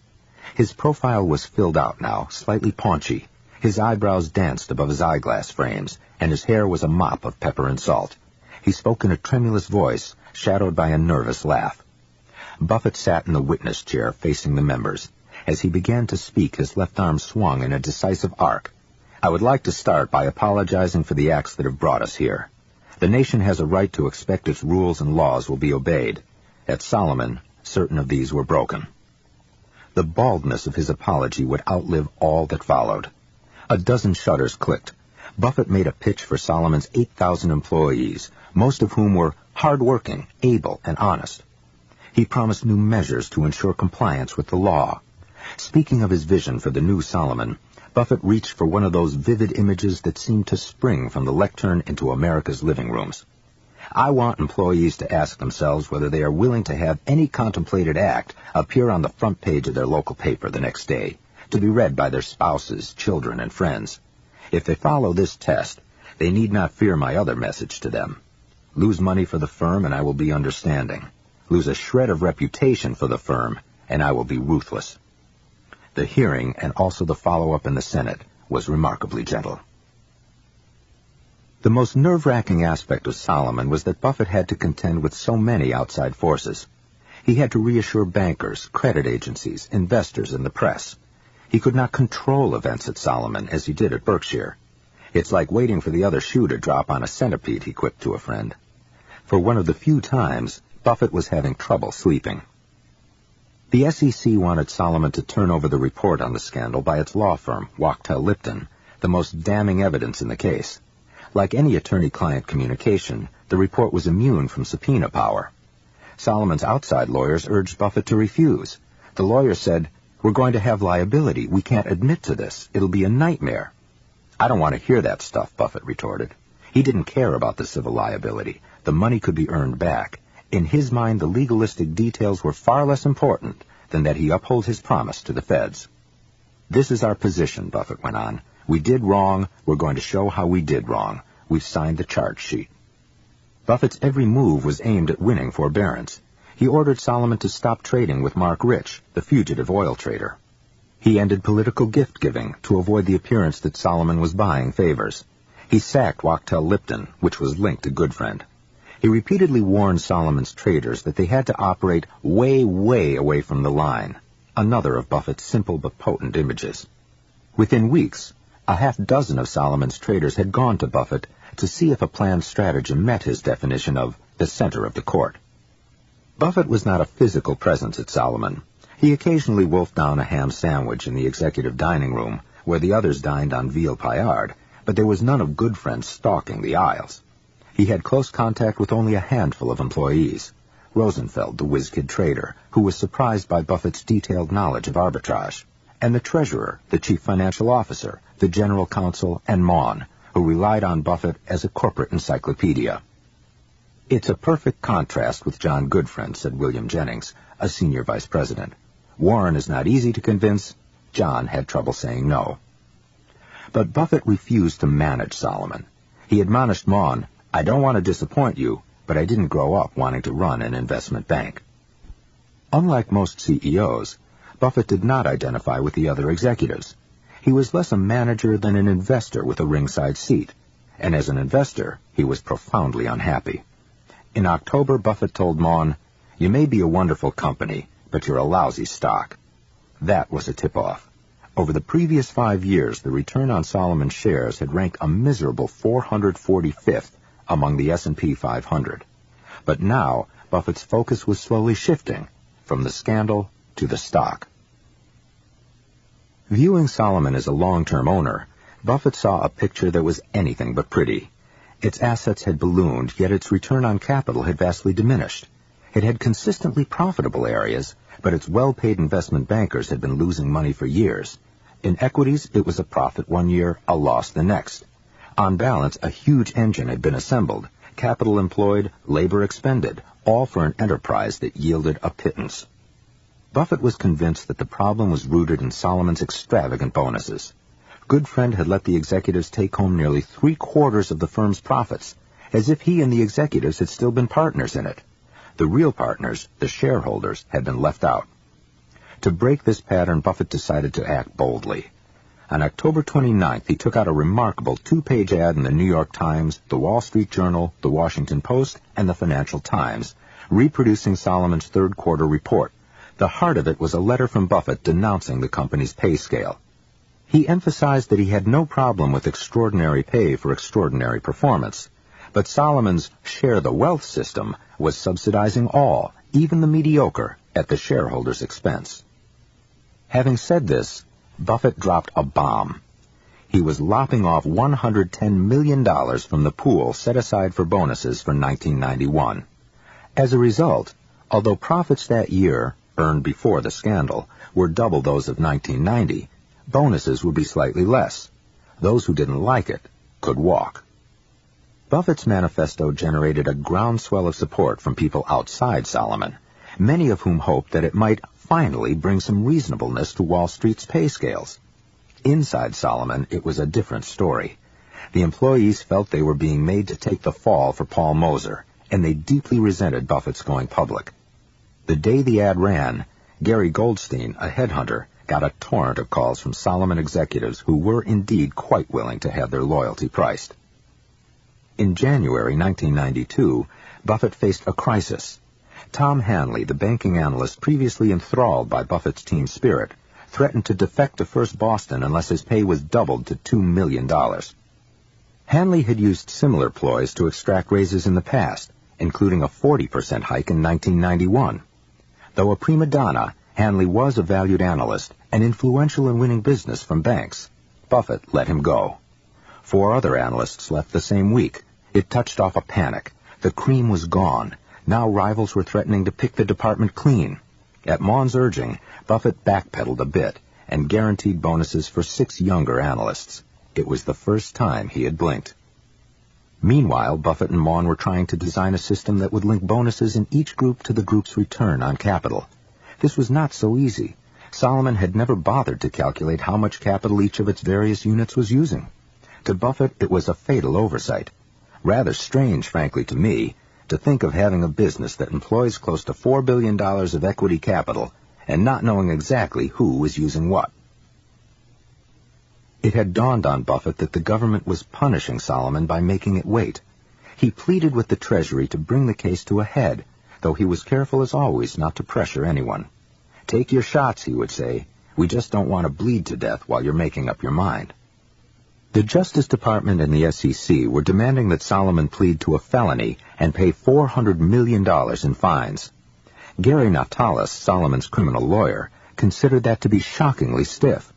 Kidder Peabody, which Naftalis had defended in the 80s, had paid only $25 million and had not been charged with a crime after Martin Siegel, its star dealmaker, had confessed to pervasive insider trading. All the government had on Salomon was phony bidding. The boyish-looking Naftalis even kidded government lawyers about the case's seeming smallness, remarking, "What baby died over this?" The assistant U.S. attorney replied, "You lied to the government. That's worse than insider trading."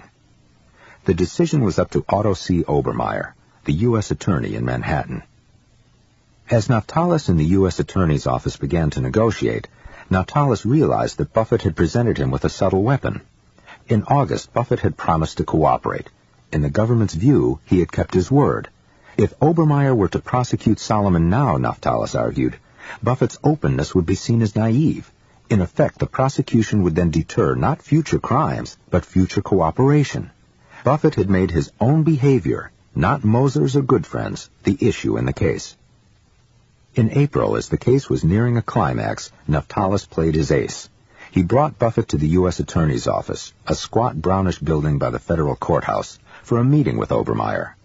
As this was to be Buffett's show, the lawyers held their tongues. Buffett began unassumingly, giving Obermeyer a sense of his career. He didn't argue the case, and yet, like a country lawyer who may defend a man accused of murder by pointing out the upstanding nature of his client's family, he was arguing it all the same. In Buffett's experience, Salomon was a proud firm, of which his own 20-year tie to it was emblematic. Though not belittling the moral and financial depths to which Salomon had fallen at the hour of Goodfriend's desperate call to him, Buffett argued that, in both senses, the firm had recovered. The firm is totally different than it was in August, Buffett insisted. Obermeyer asked just one question: how long would Buffett be around? Now, Buffett talked about his philosophy of investing for the long term, of treating his companies like partners, as he had done in his early years and right through the rip-roaring 80s. He hadn't just sucked the blood out. He had stuck with them. And now and in the future he would be on Salomon's board, invested in the company and watching over it. Obermeyer would insist that the facts were sufficient to indict. Nonetheless, in May, he announced that he would not bring charges. Concurrently, the various federal agencies announced a civil settlement with Salomon. To a man, the top officials had been personally won over. The settlement cost Salomon $290 million, including $100 million set aside for private suits, then the second-largest penalty ever levied against a U.S. securities firm. The final SEC complaint detailed 10 extremely serious bidding violations. Yet the SEC had done more to prove Salomon's integrity than its guilt. Its exhaustive probe had turned up no evidence of affirmative wrongdoing other than that by Moser, the full extent of which Salomon had uncovered and disclosed itself. In June, Buffett stepped down from the chairman's post he had held for 9 months. The stock was at 33 5/8, 25% higher than in August 1991. Buffett stunned the street by picking Bob Denham, his tight-lipped lawyer, to succeed him. The bland, soft-spoken Texan was a Wall Street outsider whose loyalty was to Buffett and whose mission would be to preserve Buffett's reforms. Derek Maughan would continue to run the business, but the power behind the throne was unchanged. It would be Buffett himself. Having ridden into Salomon with fanfare, Buffett slipped away with none. In the 2 years following the scandal, Salomon had record profits. When he stepped down, though proud of having rescued the firm, Buffett was rather eager to have the burden lifted. He was thrilled to get his life back. The Salomon escapade, he wrote, was interesting and worthwhile, but far from fun. Now the sanctuary of Kiewit Plaza beckoned. To his shareholders, Buffett left no doubt. Berkshire is my first love, and one that will never fade. By 1994, Berkshire's stock, which Buffett had begun buying at $7.60 a share, finished at the astonishing figure of $20,400. At that price, Buffett was worth $9.7 billion. Among history's great capitalists, Buffett stands out for his sheer skill at evaluating businesses. What John D. Rockefeller, the oil cartelist, Andrew Carnegie, the philanthropic steel baron, Sam Walton, the humble retailer, and Bill Gates, the software nerd, have in common is that each owes his fortune to a single product or innovation. Buffett made his money as a pure investor, picking diverse businesses and stocks. When he took over Berkshire, the once great mill was fading. He redeployed its capital into insurance, candy, department stores, banking, and media. These were followed by tobacco, soft drinks, razor blades, airlines, and various whole businesses from encyclopedias to shoes. In sum, he built an industrial empire now worth $23 billion entirely from what miserable trickle of cash he could wrest from a dying textile mill, before that mill was sold for scrap. Though still run by a corporate staff of 12, Berkshire, ranked by market value, is now the 24th largest company in the United States, worth more than household names such as American Express, Citicorp, Dow Chemical, Eastman Kodak, General Mills, Sears Roebuck, Texaco, and Xerox. If we have lost the people with Emersonian inner conviction, it is because we have lost the fixed stars that formerly guided them. The modern relativism has reduced us all to being timid specialists, peeping out from cubbyholes marked growth and derivative. For similar reasons, the lack of intrinsic value systems, educators waffle and juries seem unable to convict. They retreat, as it were, into ambiguity, complexity, and cacophony. Where one conviction is lacking, 1,000 opinions will do. Indeed, they become a necessary recourse. Our captains seem the smaller for it, not only on Wall Street, but in industry, education, government, and public life in general. Buffett, in contrast, seems the larger for his rare independence. As he expressed it, I don't have to work with people I don't like. There are few people, CEOs and statesmen included, who would say the same. We see him in his inner sanctum, without advisers or lackeys, opposite the framed and fading newspapers and the looming picture of his father, who counseled him toward just such sweet Emersonian solitude. Hours pass without interruption. The telephone scarcely rings. He is looking not for patterns on a screen, but for the fundamental values, the time-honored merchants, the Ken Chases, the Horatio Algers. He judges them not according to the season, but by the sound principles and aphorisms that his father or his storekeeper grandfather or Ben Graham might have recognized. Buffett has not always lived up to his heroes. He's only human, and he certainly has strayed, but he has at least been able to evoke their memory. When Buffett is called to his reward, it is likely that his bequest will dwarf the legacies of Carnegie, Ford, Rockefeller, and all that have gone before him. The Buffett Foundation will probably find itself with the largest endowment in the country. The Ford Foundation, the biggest, has assets of $7 billion. But the legacy that preoccupies Buffett is not what will happen to his money, but what will happen to Berkshire itself. He harbors a ghoulish fantasy that once he is in the grave, Berkshire will continue to operate as in the past. Indeed, he has taken pains to assure investors that whether he or his wife dies first, in neither case will taxes and bequests require the sale of consequential amounts of stock. If Buffett and Munger are leveled by the same truck, or if Buffett does not get around to grooming a successor, the company, at least temporarily, will be run by a third man, one whom Buffett has already chosen. The identity of this man is a well-kept secret, even to Buffett's children. Beyond that, Berkshire will be in the hands of its board, which Buffett has handpicked. He has recently appointed his wife and son Howie as directors, steps that he hopes will perpetuate the company's sense of mission. His family members will represent the controlling owner, presumably the foundation. All in all, Buffett wrote recently, we're prepared for the truck. His public legacy is secure. He taught a generation how to think about business, and he showed that securities were not just tokens like a monopoly flatiron, and that investing need not be a game of chance. It was also a logical, commonsensical enterprise, like the tangible businesses beneath. He stripped Wall Street of its mystery and rejoined it to Main Street, a mythical or disappearing place perhaps, but one that is comprehensible to the ordinary American. As opposed to the dark side of Wall Street, to which the public was so accustomed, Buffett's was a face not often seen. He was one of the few capitalists who got fabulously rich without leaving a trail of those he had victimized.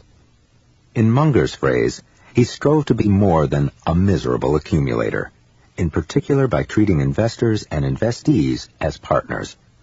And it is here that Buffett begins to transcend finance and to claim a space on a broader canvas.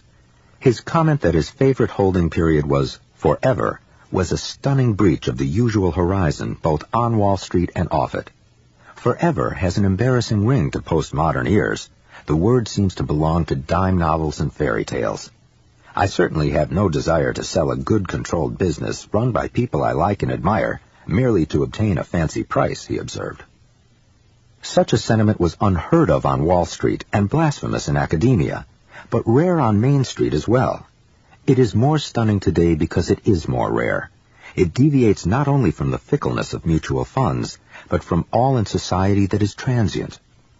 Today, the frenetic trading at Wall and Broad may be seen as a metaphor for the rapidity with which once firm social connections to job, neighborhood, family, civic affiliations, and the past itself become unglued, and unglued each day all the faster. When Andy Warhol predicted 15 minutes of fame for each of us, he did not get the half of it. In these restless times, it is not only our fame that disappears in a quarter of an hour, but seemingly every relationship that once was enduring or valued for its ongoing character.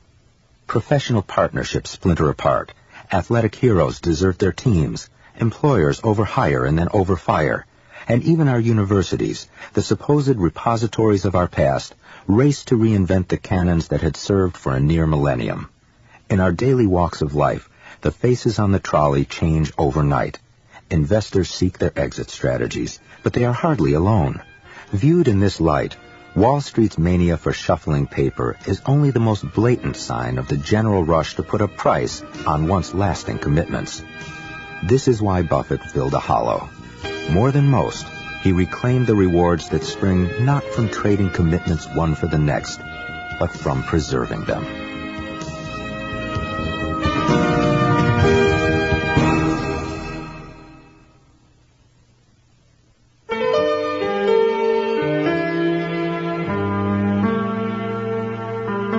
This has been a Random House Audiobooks presentation.